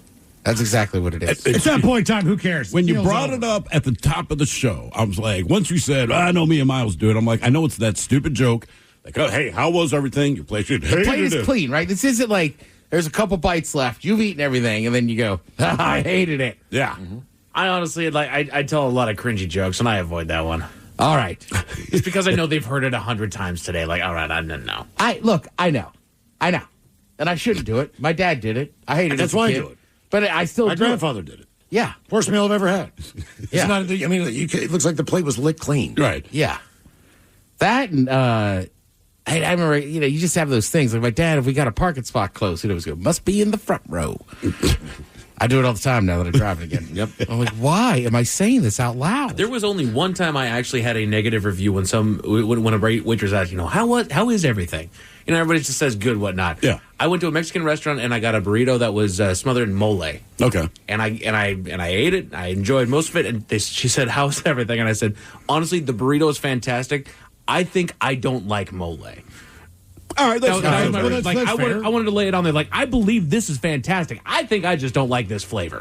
I know. I'll be honest with you. I'm not a huge mole guy either. And I've been to arguably, people say it's one of the best restaurants in the States to get mole. It's just not my thing. Nah. I know. But that got really famous a few years ago with all the annoying foodies. I know. Oh, they have the best mole. Like, all right, you're from Missouri. These are things restaurant servers secretly hate about you. People, you should know by now, stop doing this. You come in 15 minutes before they close. Yeah. All right? Your waiter hates you. The kitchen staff hates you. Kitchen hates you even more. Correct. I mean, it is a blistering, unspeakable hatred that we would have in the kitchen. And look, we're going to make your meal. It's not that. We're not going to do anything to it, but it's just, we seriously effing hate because you start cleaning up earlier on. So because it's a lot to clean. So, and you even kind of have a methodology for how you clean. Like, we know the restaurant is still open. We know that some a-hole might roll in 50 minutes before we close. So you kind of clean the same way each time. You know, you shut down certain stations and all that. But like, once we turn off anything hot and you come in and you want something cooked, fire it back up, dude. I cannot explain. And they're right. The waiter hates you. Because the waiter has to go back and apologize to the kitchen. The kitchen knows it's not the waiter's fault, but we're all in cahoots for hoping that you get in a car wreck. Well, if you didn't want to cook at 8:45, you better be closed by 8:45. Correct. I also might put my penis in your food. Right, that same a-hole will show up at 8:30. Right, exactly. Right. You know what I mean? You're darn right. And I guarantee you he's clocked out of work by 4:45. And look, it's tough. Sometimes you don't know, right? Go to any bar and restaurant. Like, I mean, if you don't look, know. we can do it for our show, right? Like, I talk to people all the time. They're starting radio, and they're this and that. And I said, don't count on phone calls. I said, we've been here 20 years. Some days people don't call in. So it's the same thing with the restaurant. You could have owned this restaurant for 20 years. I don't know how to explain it. There's a Thursday night where nobody shows up. And then the last hour, you just get crushed. Smacked, yeah. So when you're cleaning kitchens, they don't know. It's just like, all right, well, nobody's ordering anything in half an hour. Let's get it going. Then the ticket machine goes crazy, and you look, God damn it. I would also say this. Talk to your server or your bartender. Generally, they'll be... If you're really that hungry and you don't want to go to fast food, they'll be like, all right, can you just order put this together? Absolutely, right? man. Like, can we, are you cool with something out of the fryer? That's the last thing that most kitchens will shut down if they have one. So it's like, look, the fryer is still hot. We're not going to cook anything for you, but we will deep fry something for you because, whatever's deep fried tastes better, and it's still hot. Just look at the late night menu if they have one. If they're one of those places, even if they have not, they've partially closed the kitchen down. Yeah. Correct. Let's see. I like this one. Complaining about prices. The servers have zero control over that. Yeah, but they don't care. That's not their problem. And look, it's 2020 vibe. You know what I mean? Go out there and look at the menu before you go. You know if you can afford that restaurant or not. Yeah. These are things your servers secretly hate about you. Acting like a regular when you're not a regular. Don't expect special treatment if you come in twice a year. Once a week, you're a regular. Once a month, maybe. Side note, being a regular doesn't actually mean anything. Doesn't have to mean anything. It doesn't give you a discount. No. No, generally, though, might. especially if you're a regular at a certain restaurant or bar, they'll know what you like. Exactly. They might be a little quicker to serve you, but like... For sure. Yeah, I would also say, too, for some regulars, shut up once in a while. There's only one bartender, right? Like, let them get to the other patron. They'll come back. Oh, yeah. You know? I always respect a bartender that'll just walk away mid-conversation. Because they have stuff serve to somebody do. and come back and pick back up. I'm like, all right, he knows what he's doing. Yep. Snapping or whistling to get their attention. Man. They say, like, you get away with a wave. They don't see you at first glance. Give them a minute. You're probably not their only table. Snapping and whistling does not work. Mike, what's the one we do that always works with a female waitress? Hey, toots! I think I stole that from VD. Famous for You know what I like to do? I just throw myself out of the chair like I'm having a heart attack. Oh, yeah. They always come over. Sir, are you all right? Can I get another water? Right. No, I need another water. I need please. a double. Yeah. I need a side of ranch. I'm sorry, I forgot that. Mike, you brought this up earlier today. There's things your restaurant server secretly hates about you. When you don't say please or thank you. Right. When people just say, I'll have this or I want that. Yeah. I don't get it. I honestly don't get it. When I was a kid, like, that was unacceptable to treat wait staff with anything less than the utmost respect. Maybe it's my family background. I will correct other people's kids. I want, like, Something else you want to say there? Mm-hmm. Right? Because to me, it just sounds incredibly rude. Yes. I want this. I want that. Like, you're not 5. I think it's rude from a 5-year-old. Yeah, so I'm certainly not going to let a 40-year-old order like that. There's a dude that I now refuse to go out to eat with because for whatever reason, I don't know if it's just been ingrained in him since childhood, but he acts like the waitstaff are below him every time that they come up. And like, he barely looks him in the eye. Burger with cheese and fries. And that's it, right? Yeah. Right. God, I know one of those people, and I like the dude, but he is brutal at restaurants. And there's always something wrong with the food. They're never fast enough. Like, I remember we were sitting outdoors, right? Yeah. What you know, you get that first spring day, right? Everybody wants to sit outdoors. Of course. Enjoying the weather. The waiter he did not anticipate this weather. He said, just me. Are you guys ready to order, or can I come back? I'm just swamped. Come back, dude. Comes back, and this guy's just going, I guess I'll have. And even I was like, order! It's been a while. These are things your restaurant or your server secretly hates. Parents who let their kids throw stuff everywhere. If your kid leaves a big mess behind, you better leave a big tip. it's not just the waitress that doesn't like it. Nobody likes that. Crime. Nobody. Yeah, I definitely got on my kids' ass about that when they're young. I'm like, man, when we go out, there's a way that you frickin' behave. Exactly. And you know what that is? You behave. When I was a kid, there was free reign in a handful of places, and then there was lockdown in other places. No, for sure. Restaurants are one of them. You sit there, you be quiet, you eat your food. That's it. Look, I've done this with my buddy. When his kids were littler, like they were acting up, and we just went, okay, just get our stuff to go. Yep. Or like, you we'll set leave. it, or you set it up. Look, if you are just decent, I promise you can get ice cream when we're done. You can pick your dessert. If you start with that, which I did, that seemed to be that was the key to me to have a peaceful, relaxing time. I never negotiated with the kids. I just gave them that dad look. But I always gave them ice cream anyway, so I don't know what they. It was like I was the ice cream police. It's like, I will buy you ice cream if you just sit there and behave. Grabbing your plate or drink off a tray they're holding. Jesus. Right? Don't do Seems that. like you're helping, but honestly, they generally have it balanced out a certain way. It is balanced. So they want to take stuff off a certain way. So if you do it yourself, the whole tray's going to spin. I cannot imagine doing that. No. Unless they ask me, hey, can you grab that plate and help me out? Sure. Yeah.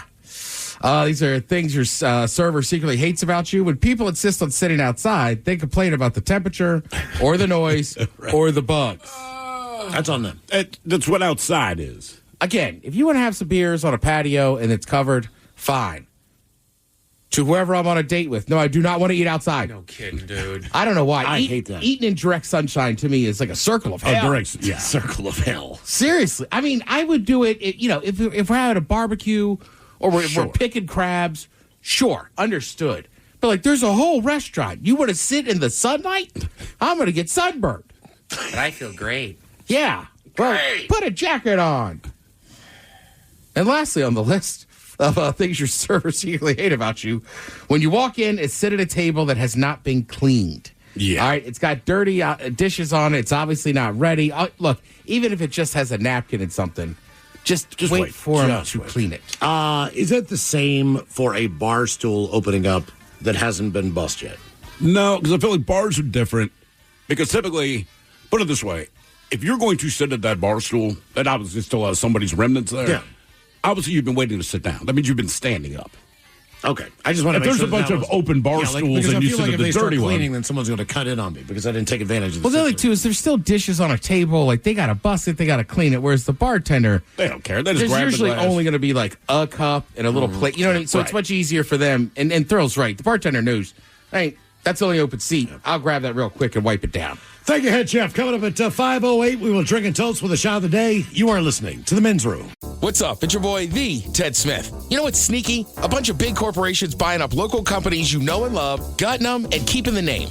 But you know who's not a sellout? Pinky's Plumbing. That's right. Pinky's Plumbing's values start with their work ethic, honesty, how they treat their employees, and how they care for their customers. Bigger isn't always better, and that's a fact. You should know you're working with a locally owned company that truly values where they live and work. Pinky's Plumbing. Pinky'sPlumbing.com.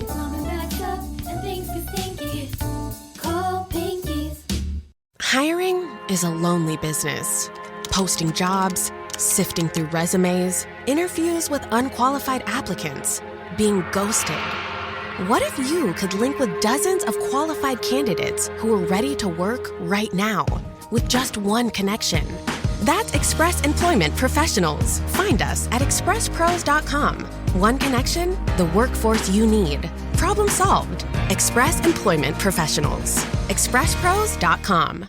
Plug in a Hyundai EV and the extraordinary happens. From the charge time and range in the Ioniq 5 and 6 to the adventurous spirit of the Kona Electric to the 601 horsepower Ioniq 5N. Hyundai EVs make the extraordinary electrifying. There's joy in every journey. EPA estimated 303-mile driving range for 2024 Ioniq 5 SE SEL Limited rear-wheel drive and 361-mile driving range for 2024 Ioniq 6 SE long-range rear-wheel drive with fully charged battery. Actual range may vary. Visit HyundaiUSA.com or call 562-314-4603 for more details. Where'd you get those shoes? Easy. They're from DSW. Because DSW has the exact right shoes for whatever you're into right now. You know, like the sneakers that make office hours feel like happy hour.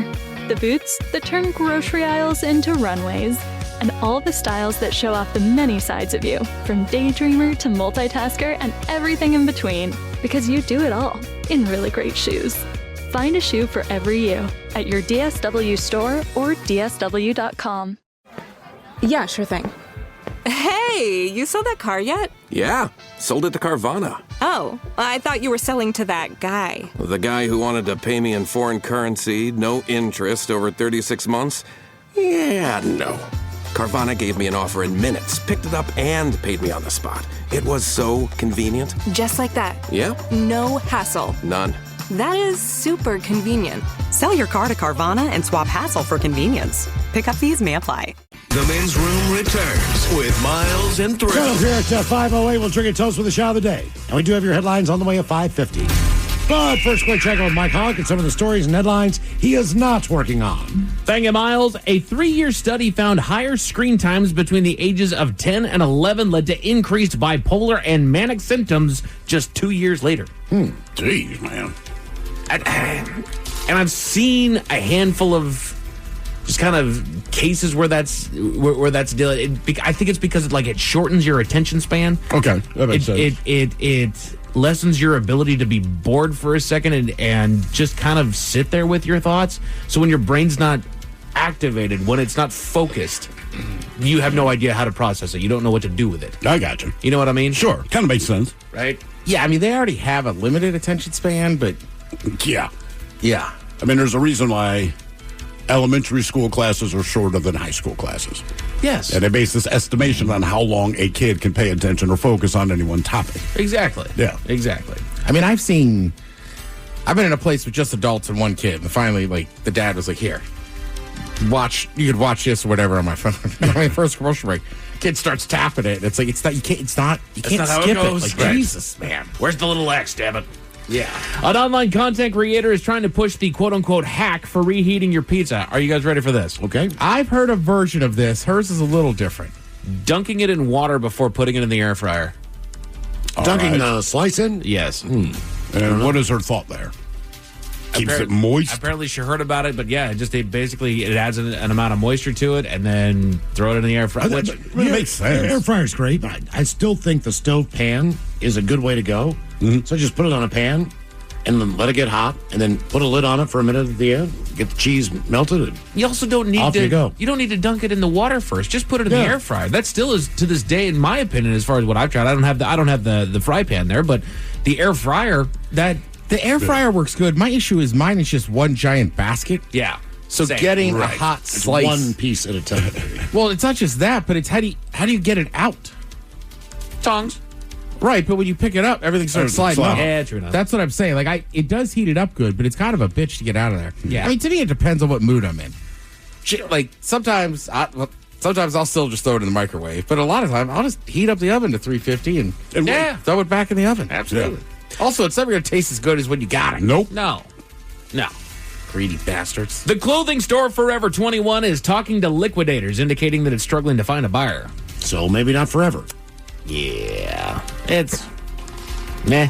My wife said at her age, she says, oh, that's the place I go if I know we're going to go out and there's a chance I'm going to puke. What? Yeah, she just said, look, the clothing isn't super expensive. It doesn't last very long, but you can look cute for the night, but you don't care if it's ruined. Okay. So she's like, all right, we're going to go someplace. We know we're going to throw down.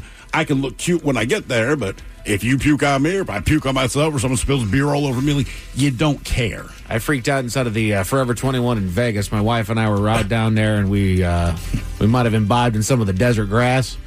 And it's very, very stimulating inside that Forever 21, and I almost had a panic attack in there. Really? It's too damn much, man. It was too bright. The music was too loud. Are you serious? Yes.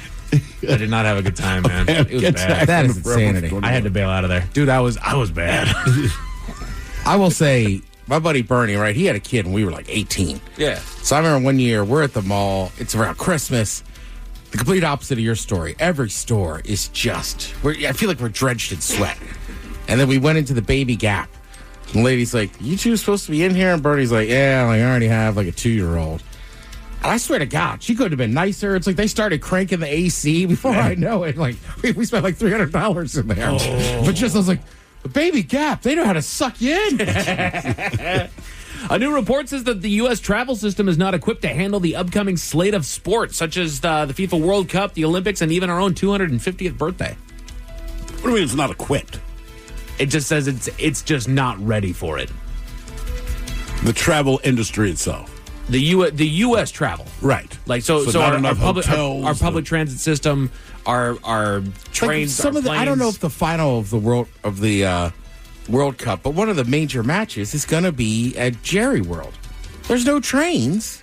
Right. You know what I mean? All driving. It's not close to Dallas. It's in North Texas. And if you can Uber there, but trying to get an Uber from there, where are you going to tell them to pick you up? Yeah. I mean, honestly, when you look at Jerry World, like you said, it is not close to anything. It's just in the middle of a massive parking lot, which is next to a bunch of nothing. And look, the three of us, right? When we went to Germany, the first day we took an Uber out to the place, which we could have done. But on game day, it was pretty easy to get on the train system and end up at the stadium. That's the thing, right? The train dropped you off, a couple blocks away, maybe? Yeah. Same thing you said in London with, was it Wembley?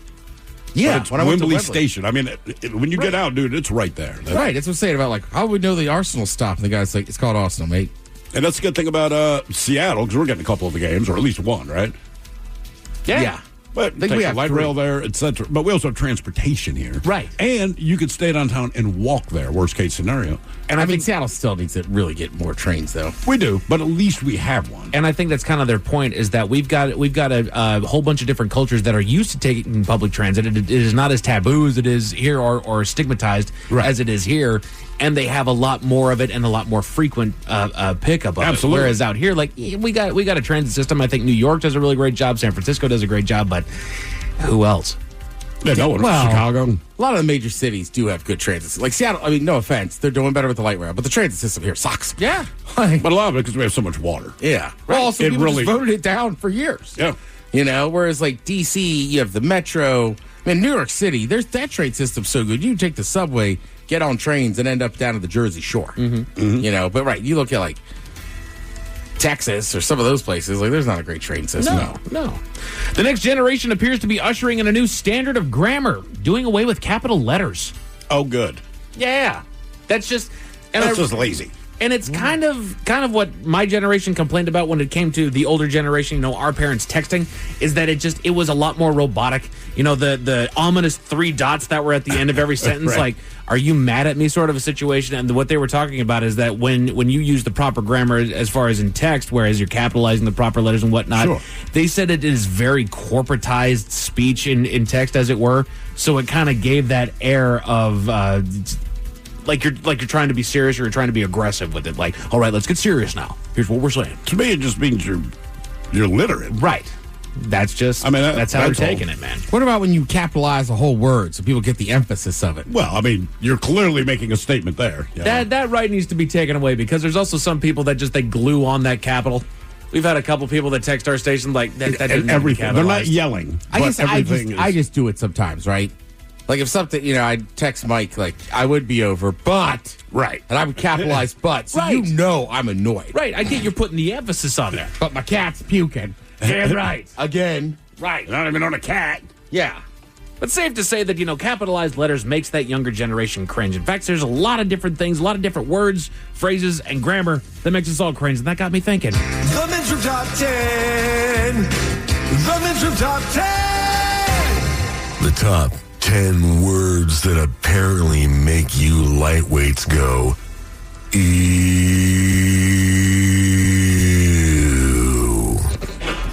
I have one for you. One of the most feared words in any language. Just the mere mention of this word has $signs appearing before your stressed out eyes. You feel your wallet being pried open and watching all those Grants and Benjamins fly out. Marriage. Damn. I don't think a lot of people have Grants in their wallet. Yeah. Like $50 bill. Yeah, it just doesn't show up much. Maybe in Vegas. $10 bill, that's kind of not showing up either. It's like 20s, 1s, and 5s. That's pretty much what it is. That 20 feels good when it's in there. So these are 10 words that make us cringe. Bottom of the list, they went with the word crevice. Yeah, there's something about it. Maybe it's just the way you said it. 18% of people don't like the word crevice. Stuff gets stuck in a crevice. Yeah. Yeah. What a crevice. Nice crevice. Like, I do feel like it can be used colorfully in that kind of just nasty tone. If I use the word crevice, I'm talking about something. Got to spend a little time in there in the back crevice. I'll be back. Empty out the crevice. Get that crevice in the back. Call me the crevice man. That's your nickname. The human crevice. 25% of people didn't like this one. It's a smooth, oily substance used for medicinal purposes. Ointment. Yeah. Yeah. Ointment. I don't like the sound of that word. I don't know ointments why. are good. They help. But I'm with you. I just think about strawberry ointment and slapping it on my thighs. Strawberry ointment.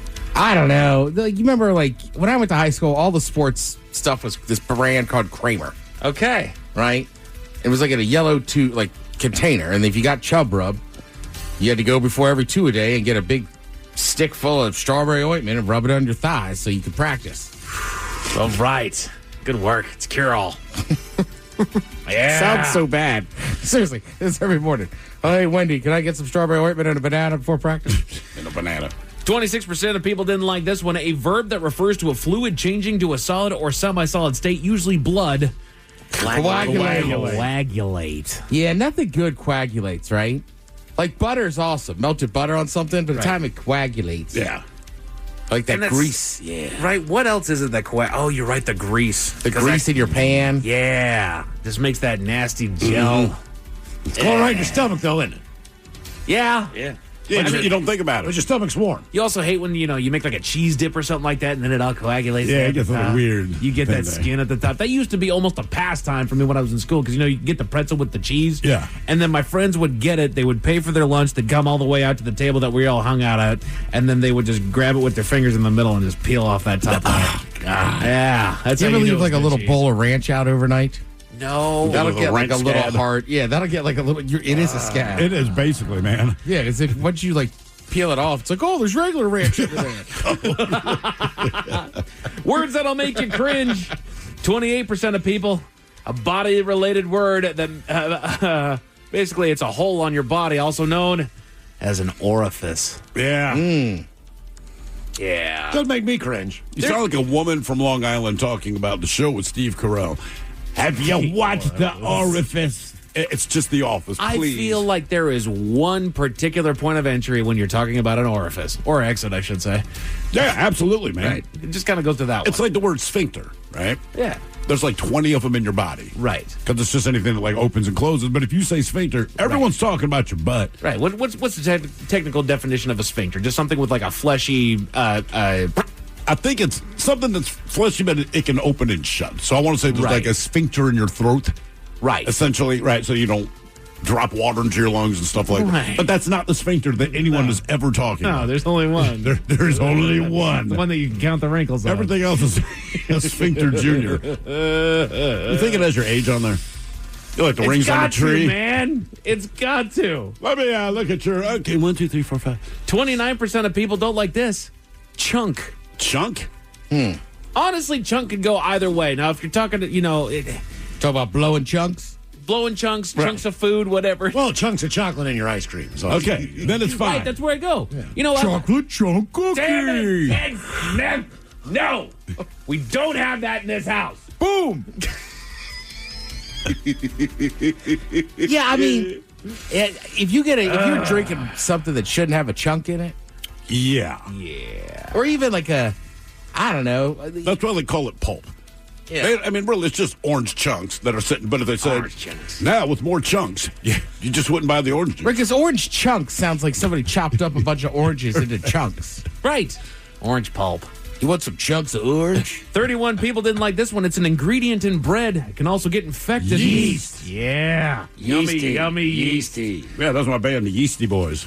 33% of us didn't like this one, and honestly, it only refers to one particular part, but the word flaccid. Yeah. Like flaccid means flaccid, but again, they're talking about your penis. There's one thing When that else is flaccid. do you use flaccid? Right. Like a look, noodle? I guess you're right. It's a flaccid You're noodle trying now. to shoot a pool with a rope. Yeah. Flaccid's not happy if you're on the receiving end or you're the one with the stick Right. or the noodle. There's a tie. 35% of people defecate. All right. And panties. I agree with that one. Panties. The Oh my word God, we used to panties work- did not make me feel We good. used to work with a girl, man, and she, lady, and that was her word. Oh, no. Yeah, panties. Yeah, panties got her in a wad. Well, that one I'll let go, but like I know some people that just use panties to reference any women's underwear. Right. And I'm Any with- of them on all of them. Right. And it just, I'm with you. I don't know why. It disgusts me. I think Right. it only applies to me granny panties. Oh, see, Okay. That one's it's not bad. already unsexy, right? Right. And it's just kind of understood. I found it more when I was trying to shop for my girls' underwear when they were younger. They were labeled panties, and I was just like, ugh. All right, Exactly. that's what I'm talking about. Right. Bernie Same had a thing. daughter. We were 18. He was like, I got to go get her panties. I'm like, stop. Don't. Saying that, but that's what they're called. Panties is a 21 and up word, man. Yeah. I want to Say underwear. Yeah, kids' underwear. You have children's panties. Girls' It sounds underwear. terrible. I don't say panties. So why are panties for guys? You can wear panties if you want, Miles. Well, what I'm saying We is know like, a boxer that did. like the like the jockey style. Right. Why aren't those called panties? Panties. Man panties. What? Man. Because the one would The buy 'em. men's room introduces the men's room man panties. panties. Trust me. Oh God, that would suck. Don't let her have all the fun this year. You're gonna love them. He's got a little devil Man on the back. panties. Wait till you get those panties off when you get home. And you need some guy that man talks like panties. this. You know, you're right. We call them jockey style or Jockey or what do you call the swimsuit? Briefs. Or a Speedo. A Speedo. But you're right. I would never be like, oh, sweet man pants. You know what? I want to go into Nordstrom now and be like, where's your man panty section? Man panties, man. Look at the Tracy Morgan voice. Couple of them. I'm looking for man panties. I wear man panties. They're punching in the bag. 4 cheese lasagna. Couple honorable mentions before we get to number one. 43% of people said secrete. Yeah. Yeah. 45% of people said squelch. What the hell's a squelch? It's a sound that your radio can make, right? Squelch. A squelch. You mean the sound? Yeah, isn't that what I said? I thought squelch was like you. If you're preventing a problem from getting bigger or something. Oh, Maybe. I might be thinking the wrong word, but like. quash. Squash, quash. Quash. Quash. Quash. How about the word quat? How many times can we... Not even a word, but it sounds awful, doesn't it? Quat. Call someone a seclicious quat. Neither of those are real words, but they're going to get angry anyway. You seclicious quat. That's my What the hell did you call me? Tune in for Ted versus the FCC tomorrow afternoon at 4:30 on the men's room. Then 51% of people at number 2, moist. Of course. But then what's at number 1? The number 1 word that makes us all cringe because it's an astounding 55% of people really were waiting for that drum roll, but it's okay. It doesn't have to show up, Steve. Mold? It's a famous soda. I loved this. Squirt. Squirt. Squirt. Squirt. Oh, I Yeah. had a moist squirt on my crevice. I love an ice cold squirt. I'm gonna start saying I'll go to the bathroom. I'm gonna drop my man panties and squirt up my crevice. I like a warm squirt. Grab me an ice cold squirt. Hotter the better. Squirt on ice. It's summertime beverage. Can I get a lukewarm squirt? I drink squirt. Room temperature squirt. That's the most popular drink in Jamaica. Squirt? Oh, yeah. Squirt some chunks out of my crevice. Squirt has real fruit in it in Jamaica. You go to a place in Jamaica, like, just give me a squirt and a soda. A woman in New Jersey is in a fight with her HOA as they're trying to make her get rid of her emotional support animals, Miles. What are those animals? Tell you all about it at 5:50. Thank you, sir. Headlines are coming up at 5:50. In the meantime, we made it to drinking time. Somebody out there deserves to be recognized. And the men's room knows just who it is. So to you, we say, bottoms up, sailor.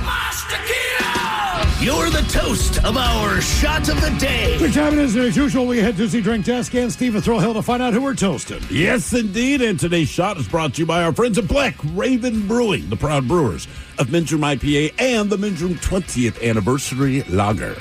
And today we toast 38-year-old Christina Murray of somewhere in Georgia. Christina, she used a donor to get pregnant back in 2023. She selected a donor with, quote, dirty blonde hair and blue eyes. Anyway, December of that year, she gave birth to a healthy baby boy, but now she's suing the fertility clinic because she's pretty sure they gave her the wrong embryo. And she bases this on the fact that she is white and her baby is black. Oh! Whoops! So they did a DNA test and they're like, hey, you're right. She's like, oh, I know I'm right. Why are you mad? But the thing is, because they implanted the embryo, and this is what's weird, so the kid doesn't have any of her DNA. None. The kid's black, which she was like, hey, but she still took the kid home, breastfed him for like 5 months until the other family came and got the kid. And she's like, look, man, I didn't expect you to have a black kid, but I gave birth to him and breastfed and all that. And, like, so she misses her. It's a weird thing, man. Can you imagine sitting in a bar and this woman goes, I actually gave birth to a black child once. You'd be like, what? Come on. Have another white wine there. Yeah. Sherry. I mean, I dabbled in college, but... yeah, like, damn. So we pour this booze and we drink this booze because we think it's yummy. Yummy! So over the tongue and down the throat to party in our tummies. Down the hola bichola. It's going to get tested online now for Profile This, 206-803-ROCK. Profile This is next. With Fidelity Wealth Management, a dedicated advisor gets to know you and your goals to build a comprehensive plan to help grow and protect your wealth. Backed by a team of specialists, they'll analyze all your accounts, even the ones they don't manage, to keep an eye on taxes and provide proactive portfolio insights that can help you unlock your wealth's full potential. Learn more at fidelity.com/wealth. Investment minimums apply. Fidelity Brokerage Services, LLC. Member NYSE SIPC. The brand new Grand Casino and Shoreline is now open. Step into the action with Vegas-style table games like Baccarat, Heads Up Hold'em Poker, Pai Gow, Blackjack, and High Card Flush. Feeling hungry? Feast on delicious Chinese, Vietnamese, and continental dishes plus breakfast favorites. Dine in or take out. And don't miss daily happy hours from 4 p.m. to 7 p.m. and 10 p.m. to midnight. Grand Casino and Shoreline off Aurora. Open daily from 9 a.m. to 4 a.m. Visit GrandCasinoGaming.com. Welcome to the Grand Experience. This podcast is brought to you by Kleenex Lotion Tissues. You can't predict sick days, but with Kleenex Lotion Tissues, you can be better prepared for them while helping keep your skin healthy. Whether it's a surprise sneeze or a stuffy nose, it's always good to have something gentle on hand. Kleenex Lotion Tissues moisturize to help prevent skin irritation while you're battling those unwanted cold and flu symptoms. It's extra care when you need it most. I mean, why not have one less thing to worry about when you're not feeling your best? For whatever happens next, grab Kleenex. Independent financial advisors focus on building a relationship with you that goes beyond your portfolio. As fiduciaries, they must act in your best interest, not just some of the time, but always. That's why Charles Schwab is proud to support them. Visit findyourindependentadvisor.com. At Cardinal Heating and Air, we elevate your comfort with expert HVAC solutions in the greater Seattle area. Our decades of experience have fostered lasting relationships built on quality service. Whether you need AC repair, heating repair, routine maintenance, a new installation, or an emergency fix, you can trust Cardinal Heating and Air, now offering electrical services. Experience the exceptional service and peace of mind that Cardinal Heating and Air delivers today and for years to come. Looking to improve your diet in the new year? Try seeing a personal dietitian with Nourish. Nourish has hundreds of dietitians who specialize in a variety of health concerns, including weight loss, gut health, and more. Meet with your dietitian online and message them anytime through the Nourish app. Nourish accepts hundreds of insurance plans. 94% of patients pay $0 out of pocket. Find your personal dietitian at usenourish.com. That's usenourish.com. This episode is brought to you by Progressive Insurance. What if comparing car insurance rates was as easy as putting on your favorite podcast? With Progressive, it is. Just visit the Progressive website to quote with all the coverages you want. You'll see Progressive's direct rate, then their tool will provide options from other companies so you can compare. All you need to do is choose the rate and coverage you like. Quote today at Progressive.com to join the over 28 million drivers who trust Progressive. Progressive Casualty Insurance Company and Affiliates. Comparison rates not available in all states or situations. Prices vary based on how you buy. Ready to explore Europe the striped way? Then fly with Condor Airlines. With nonstop flights to Frankfurt, Germany, there are great connection options to several cities. Whether it's the romantic streets of Paris or the stunning beaches of Barcelona, Condor will start your vacation by offering comfortable and spacious cabins. Fly the striped way. Visit Condor.com today. Are you a bartender that dreads the phrase, "Hey, can you put the game on?" At Sports on What, we understand your pain and we're here to help. Over-the-air, satellite, cable, or streaming, Sports on What knows what channel the game is on, and you can too. Follow your favorite teams, set alerts, and filter by provider to get the results you need. Stop wasting time searching and never miss kickoff again. Just download the Sports on What app, and you'll always know how to watch the game. Available for Android and iOS. Start your 7-day free trial when you download Sports on What and subscribe today. The Men's Room presents Profile This. Let's see with Throw Hawkins, please, everyone. Now, Profile This is played. I sure can, Miles. It's a simple game where we share with you a real-life news story, something that happened right here on planet Earth. Earth. And as you listen to the story, based on the stereotypes you believe to be true of people and the decisions that people make, we'll ask you what it is you think makes a story a story. Hello, Mark. Welcome to the Men's Room. Hola. All right, Mark, you understand how this here game is played? Yes, sir. Fantastic. You have your choice today. One of 3 stories. We have interior decorating, where you guess the foreign object that ended up on the inside of someone. We have Animalize This, where you guess the animal responsible for causing the problem. And finally today, License to Spill, where you guess the substance that made the mess. Yeah, let's go with those interior decorators. That's always fun. All right. Doctors performed an X-ray on a man who complained of severe stomachache, and they discovered something lodged into his rectum. Now, over the years, extraction of objects from bodily orifices has become increasingly common among doctors worldwide. Nonetheless, the tales of foreign object removal still come as a bit of a surprise or a shock. So a man in India recently made headlines for the same reason after the doctors removed an object from his rectum. According to the Times of India, the 60-year-old farmer, he came to the doctors with a complaint about a severe stomachache.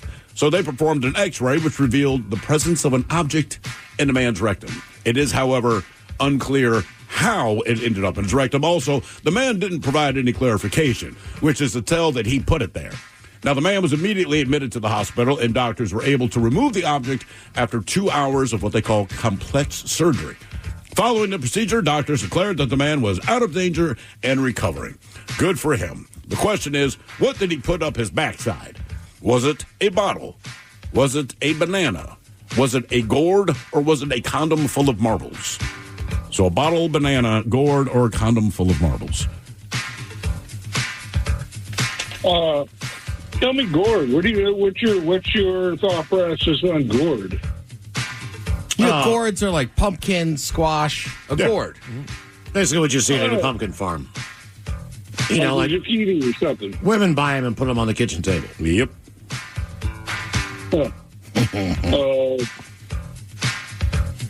Mike, you seem intelligent on this, man. I'm thinking I like the sack of marbles because it's funny, but what do you think?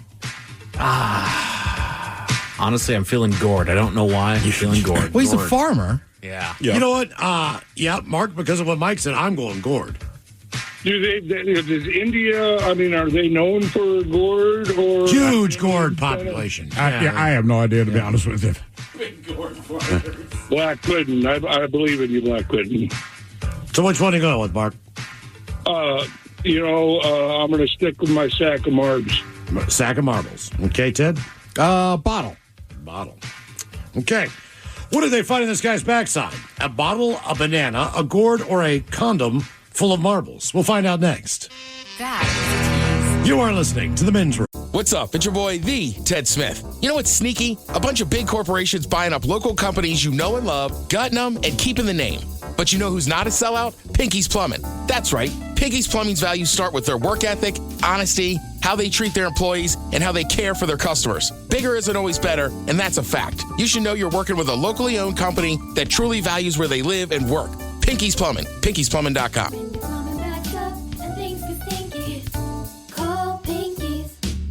Plug in a Hyundai EV and the extraordinary happens. From the charge time and range in the Ioniq 5 and 6 to the adventurous spirit of the Kona Electric to the 601 horsepower Ioniq 5N. Hyundai EVs make the extraordinary electrifying. There's joy in every journey. EPA estimated 303-mile driving range for 2024 Ioniq 5 SE SEL limited rear-wheel drive and 361-mile driving range for 2024 Ioniq 6 SE long-range rear-wheel drive with fully charged battery. Actual range may vary. Visit HyundaiUSA.com or call 562-314-4603 for more details. Hiring is a lonely business. Posting jobs, sifting through resumes, interviews with unqualified applicants, being ghosted. What if you could link with dozens of qualified candidates who are ready to work right now? With just one connection. That's Express Employment Professionals. Find us at expresspros.com. One connection, the workforce you need. Problem solved. Express Employment Professionals. expresspros.com. The debauchery rolls on. You're listening to The Men's Room with Miles and Thrill. 99.9 KISW. Interior decorating is a category on Profile. This doctor has discovered something stuck in a patient's rectum over in India. He didn't exactly explain how it got there. So we know how it got there. It was successfully removed. Question is, was it a bottle, a banana, a gourd, or a condom full of marbles? And that is the very question we posed to you, Mark. You went with the condom full of marbles because it's funny. So thank you, because I thought it was funny when I thought of it, but it was not. That was pretty damn funny. Yeah, I'm just like, what? I'll do a condom full of marbles. Full of marbles. Well, the thing is, when you do some research on what people have placed inside of their derriere, marbles shows up a lot. Believe it or not. Let's see here. D. Ted Smith, you went with a bottle. It was not a bottle? All right. And then Mike Hawk, Miles Montgomery, both of you guys agreed on gourd. Farmer gourd. Here's the thing. Not just a gourd, it's called a bottle gourd. Because the gourd itself is kind of shaped like a bottle, and the one they removed from his backside was 16 inches long. Damn. Yeah. That is a lot of gourd. So technically, bottle could have been correct. Yeah, when you said bottle, I'm like, you're halfway home. But yeah, bottle gourd. Now for all TV news all the time, it's time for TV Time with Ted. And now, because your pathetic life is confined to countless hours in front of a talking box, the Men's Room presents TV Time with Ted. All right, your choices today, you got the Jimmy, Fallon McKittle, Stephen Colbert, Tomlinson, Taylor, Seth Meyers, Ted Smith. Is it Ted or is it late night? It is right there. The title. These guys have talent. Teams of writers help them come up with their monologues each and every night.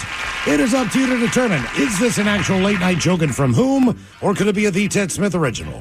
Taco Bell has just announced they're offering wedding packages and includes a hot sauce bouquet. And whoever catches it is the next person to get diarrhea. Seth. Tomlinson. Taco Bell has just unveiled that they now do wedding packages. Yeah. It includes a hot sauce bouquet, and whoever catches it is the next person to get diarrhea.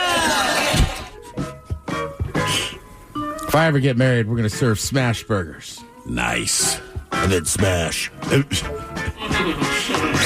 Kentucky Fried Chicken is moving its headquarters to Texas. The news is shocking to most of us as Kentucky is in the title. KFC also announced it will stop selling thigh, but the chicken breast will now be 10 times bigger. Seth Meyers. Ted Smith. Smith. Nice. Not out. We no longer fry it, we smoke them. A new study shows taking Ozempic may reduce cocaine cravings. Scientists are saying this could lead to a massive reduction of people at parties pitching you their screenplay. Seth Meyers. Yeah. Tomlinson. A new case study suggests that taking Ozempic may reduce cocaine cravings. Yeah. Scientists are saying this could mean a massive reduction in the number of people at parties pitching you their screenplay.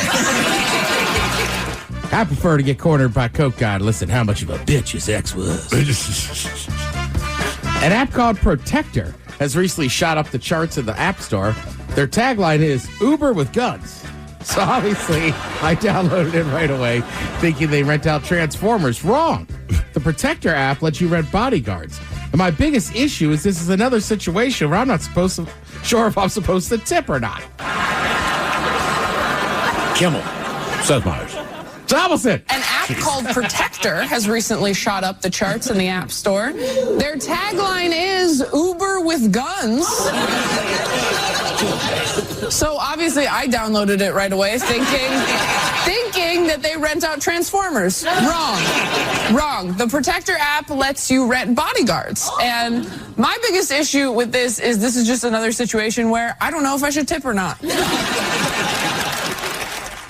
I've been thinking about this all day. I want to rent bodyguards and just show up somewhere. So everyone thinks you're important? Yes. That's it. Yeah, I mean, what other reason? I don't know. Yeah. Hop out. Like, imagine me just walking around a bar and there's just a big dude behind me that's armed. He doesn't say anything. You're like, eventually we're like, who the hell? What if you walked into your bank and just like deposited a $20 check? $20 check, but you have a bodyguard. Yeah. They just be like, who is this guy? I don't know, but he's got $20. Can you exchange this 20 for a roll of quarters? Actually, I did that once in Vegas. I won $42 on something, right? And you get that little ticket printout. So I roll up to the window where the guy is, and is like, okay, let me see your ticket. I say, hey, man, this is a lot of money. So before he even looks at the ticket, he like snaps his fingers, and these two big-ass dudes come out of the bag. I hand it to him. He looks down. It's $42. Basically, snaps his fingers again, and they go in the bag. He never said anything to me. He just looked down at the ticket. Like, when I was in Vegas this summer, I won like $44 on bubble craps. Okay. So I'm an old man. And same thing, when I was leaving, I was like, let me cash this in. And I'm like, it's not much. And the guy goes, hey, man, it's Vegas. He goes, dude, is this all you bet? I go, yeah. And he goes, you're ahead. Count it. Not wrong. So Ranker.com put out a list of the worst movies that made at least $1 billion. Jesus. I'd throw Avatar in there. That's just my personal. I just thought the movie was bad. I get that the special effects were outstanding. Avatar's not in there. A couple of these are movies that were successful, then they made live action versions. Okay. And then also a couple of these I think you guys should know. Because you're kind of Star Wars nerds. All right. So number 15 on the list, they said The Hobbit, An Unexpected Journey. Okay. That's fair, because it was part of a much bigger franchise, but it was probably the worst movie in that franchise. The Hobbit, maybe the worst book out of that genre. As far as like the Lord of the Rings. Right. Things, like The Hobbit was it was okay, but it wasn't as good as the other stuff. Yeah, and we all read it in like, what, 5th or 6th grade? Yeah, somewhere around there. I just like, okay, I was excited to read it. I'm like, this is kind of boring. I still think it's a weird book. I wish I was, I just don't see how you give a book with the term Bilbo in it. I know. 12 and 11-year-olds aren't going to laugh. It rhymes with dildo. Of course they're going to giggle. I'll giggle at it now. Next on the list, these are the worst movies that made $1 billion. Pirates of the Caribbean, Dead Man's Chest. I saw probably half of the first one. For me personally, I just thought it was a lousy, stupid movie, so I never saw any of the rest of them. I mean, that's when Davy Jones showed up, and that was honestly a cool take on him. So I enjoyed it. But I was also younger. Some channels just running those movies nonstop. Yeah. All right, Star Wars guys. Which Star Wars show up at number 13? Phantom Menace. Correct, Mike. Yeah. That was it. Yep. Next on the list, you have Pirates of the Caribbean again. Stranger Tides. Mm-hmm. It doesn't matter if they suck. There's two right there that have made over $1 billion. Right. Yeah, and that's why they kept making them. Like, we know they're not good, but you keep showing up. They got the Disney money behind them to be able to make That them, helps. and they just kept cranking them out. And honestly, after the second, maybe the third one, they just dropped off for me. I think sometimes, too, some of these movies make so much money because of the nostalgia. Because next on the list, Super Mario Brothers movie. Right. There's no chance anyone thought that was actually going to be good. What, the animated one that just came out? It just says the Super Mario Brothers movie. And then Minions at number 10, which is... I didn't see that one. Despicable Me 3, number 9. Is that the most recent one? Or there's a fourth. Despicable Me 3 was the one where he met his brother. Yeah, it's not a great movie out of the Despicable Me franchise. But again, all you have to do is say Despicable Me. And like everyone in my family is like, all right, we'll go see Well, and they're it. kids' movies, right? Yeah. So, like, and again, like, I've seen some of the Despicables and Minions. Like, I find it funny. But like for kids, like they'll go to the movie 5 times and watch the same damn movie. Absolutely. Like we did. Yeah. Especially when you establish that kind of a franchise. Yeah. I think I went to a movie. It might have been Indiana Jones like 4 times. Nice. With different groups of friends. Like, we got to You go haven't seen watch it yet? Yeah. Dude, I can remember the movie I saw the most in theaters was Something About Mary. Like, Bernie had seen it. He called me he goes, Teddy, we got to go see it.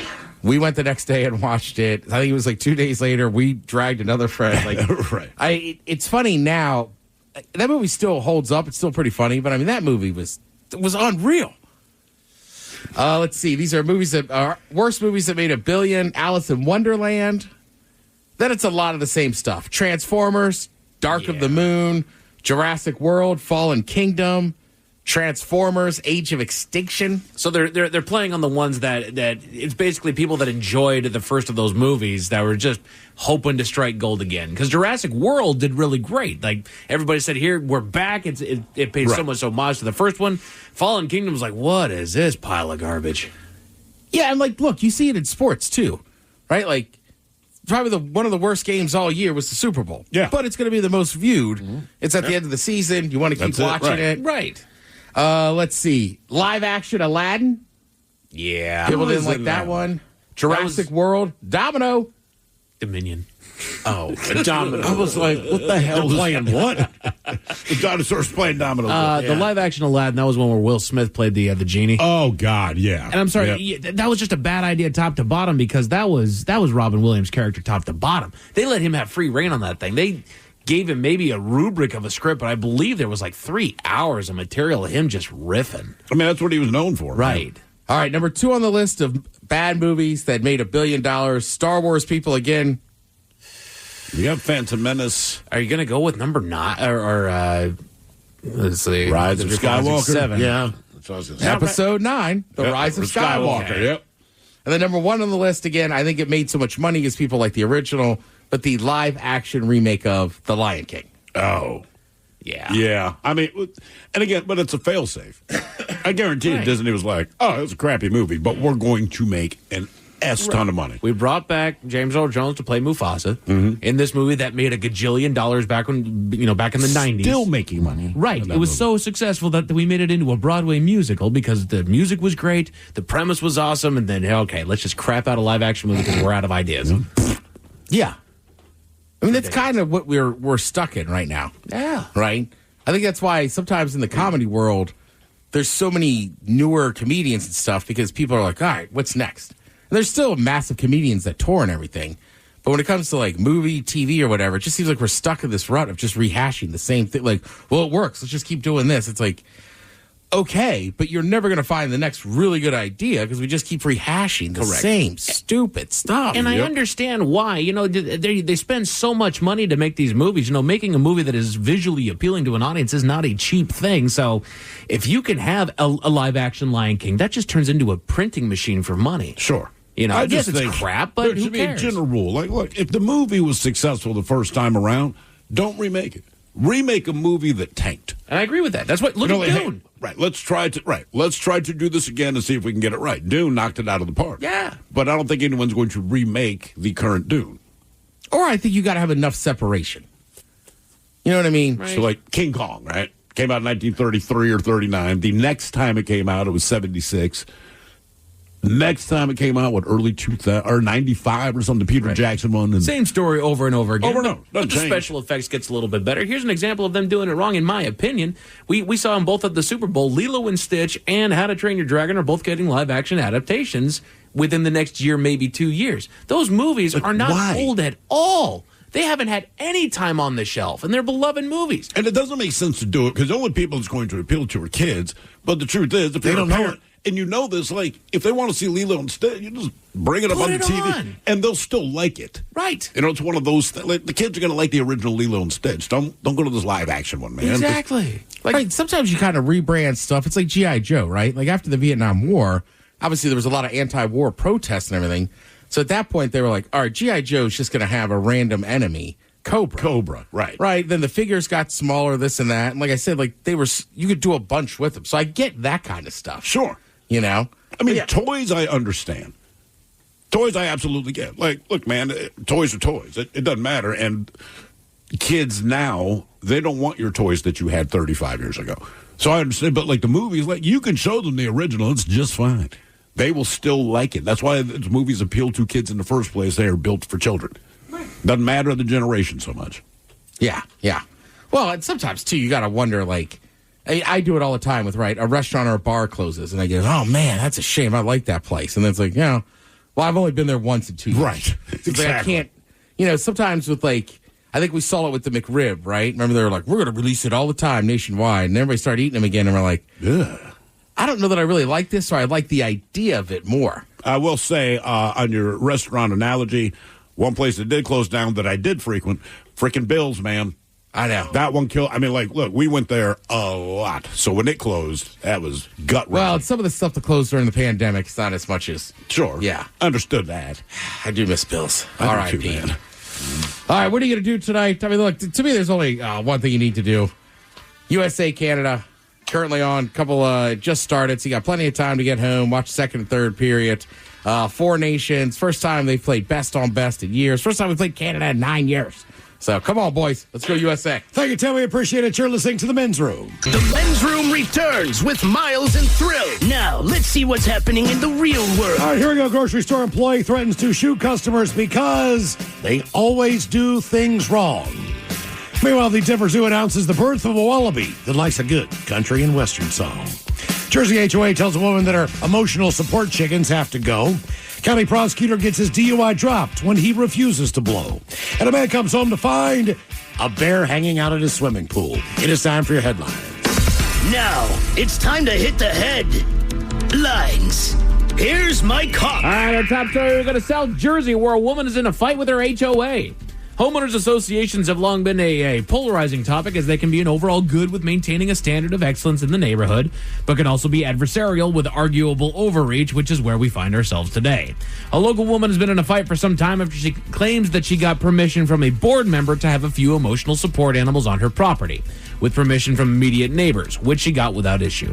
But now she's received notes from the HOA that she actually was not allowed to have these animals and was ordered by a judge to remove the 5 emotional support chickens that she has in her backyard, as well as the coop that she keeps them all in. She's since lawyered up and pleaded her case, informing him that she's actually seen a mental improvement since obtaining the animals. That's a weird situation, Ben. It is, and if she did get permission from this board member, one, if you get permission from somebody on the board for anything, you keep that email. Yeah, absolutely. Do not let that go. Right. And I'm hoping that they did as well. Like, no. Joe said that I could do this. So emotional support chickens. Right. And I just wonder, different animals, right, for different, but sure. What is the support you need that chickens provide better than, say, a dog or someone who has emotional support, turkey, Specifically emotional support. Like, I understand they're giving you something to kind of focus on, a project that you can maintain and make sure that they stay alive and they're happy and they're healthy and all that fun stuff. Emotional support is where I get a little bit. Yeah, I'm like, I don't know. But you know what? Whatever floats the boat, I guess. In other news, it's tough. I still blame all the people that just did it to take their dogs on flights. Oh, yes. Of course. I get it. You found a loophole, but you kind of ruin it for people that have some real mental issues. Yeah, exactly. Correct. And need these animals. Correct. In other news, the world is healing and it's inconveniencing a homeowner in California.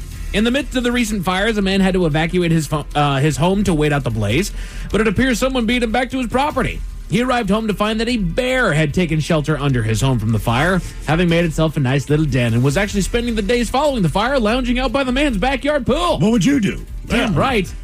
The man tells the media that there's no real way to kick the bear out, as it's made quite a home for himself. He's like, that's its home right now. Right. He's not going anywhere. But says that all the moving around is knocking out fuses to his house, and he's now in a spot to where the animal needs to be humanely removed, though he's not confident that his new friend Yogi wouldn't just wander his way back. Which is not a bad thought. Like, yeah, we can get this bear out of there. Bears have a great sense of smell, and they kind of like to go back to what they consider to be home. Well, didn't you say, Miles, that there was a guy, they found that big-ass bear under his home? Yep. They could not tranquilize it because it was so big they could not pull it out of that hole. Oh, God. So they basically had to trap it outside. Then they moved it. Right. They're suspecting this is the same bear that came back. Right. To a different house in the same area. Exactly. Right. That was the one that had... Because it makes sense. They dropped the bear off like 300 miles away, right? Right. So in that time, it's been about 3 or 4 weeks. Just waddled its way on back. Going back. I know we're home. Hell with Weed County. This place sucks. To Northern Virginia, where they know how to get out of DUI charges. A man was stopped during an impaired driving enforcement grant detail and was determined to be impaired and was arrested on DUI charges as well as refusing to provide a test of his blood alcohol level. Fast forward to his court date, where the judge has now dismissed the charges altogether, saying that they found no evidence to support this traffic stop. It should also be noted that the local police chief was also quoted as saying that since the time of the arrest, they discovered that he, quote, is a deputy Commonwealth attorney for the county. Oh, what does one know? Which I'm sure has nothing to do with the charges being dropped there. So, yeah. Good for him. Hey, way to set the precedent. Absolutely. Everyone in Northern Virginia would just be like, nope, not blowing. Yep. Right. It worked for him. What's the difference? He knows something. Right. He does. And as long as I can say no, then they just point at him. Yeah. Why was this one good? Please tell me. Please let me know. Rhyming. But just in case those stories have the bad taste in your mouth, Thankfully, there's good news. we go to Denver, where the zoo has a new inhabitant. They're happy to announce a couple animals got a little cozy in their enclosure and have given birth to a little Joey. Old Adelaide and Cricket, the zoo's redneck wallabies. Get her done.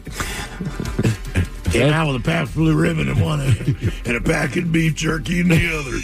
Redneck Miles. Redneck wallaby. Rednecked. Oh, rednecked. It's not a redneck wallaby. I thought you said a redneck wallaby. I'm here with Miles. Hey, I'm native to Australia. You know that, man? You gonna eat the rest of that Denny Moore beef stew? Good eye, y'all. Don't get me started on them people. I got a blooming onion in the pot. Pour some sausage gravy right there on top of it. Where's my Country missus? music nowadays is crap. Florida, Georgia, line my ass. BS. Rednecked. Yeah, Redneck. What the hell's a redneck wallaby? That's not a pouch. This is a pouch. Oh, it's a wallaby that lives outside the city. I'm a beach nut. Just chugging cans of Foster's with shrimp on the Barbie. Don't smash the can on my head. You want to fight? That's a knife. Want to fight? Got an outdoor pool in my pickup truck, man. I'm a redneck wallaby. He's hopping around. I drive a tractor. You know what I'm saying? John Deere, you sons of bitches.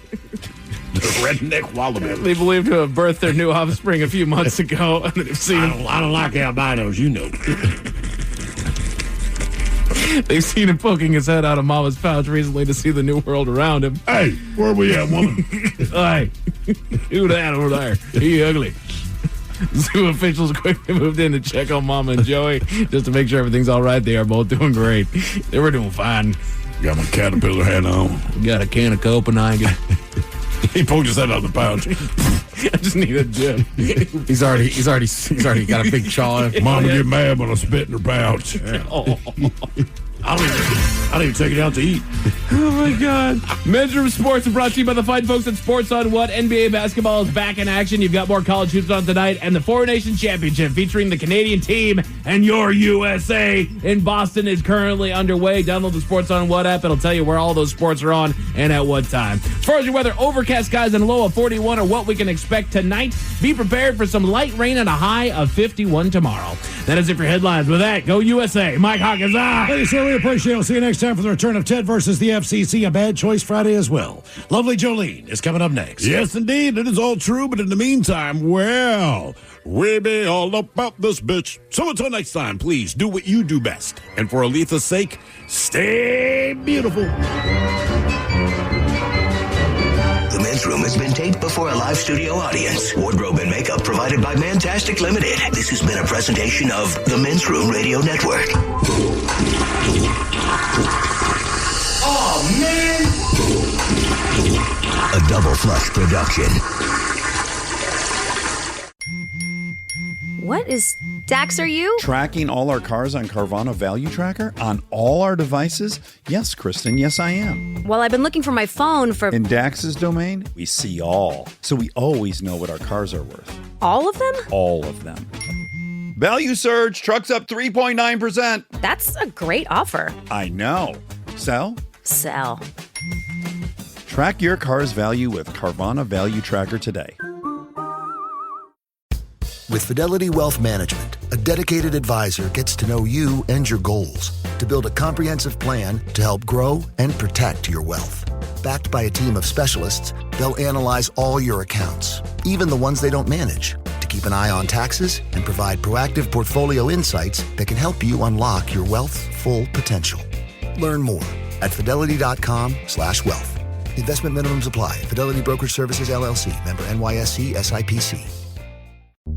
Is your team at work feeling a little disconnected? Maybe the workflow's not flowing? Try Confluence by Atlassian. Confluence is the connected workspace where teams can create, organize, and deliver work like never before. In Confluence, teams can whiteboard their vision for any project, easily create or access the relevant pages and resources they need, and discover important context they might not even know they need. Plus, AI helps teams jumpstart brainstorms, organize information, and connect workflows, so teams can move efficiently and create alignment with ease. In fact, with Confluence, teams can see 5.2% average boost in productivity in 1 year. So if your team lacks confidence, try Confluence, the connected workspace where teams can do it all. Set knowledge free with Confluence. Learn more at Atlassian.com/confluence. That's ATLASSIAN.com/CONFLUENCE.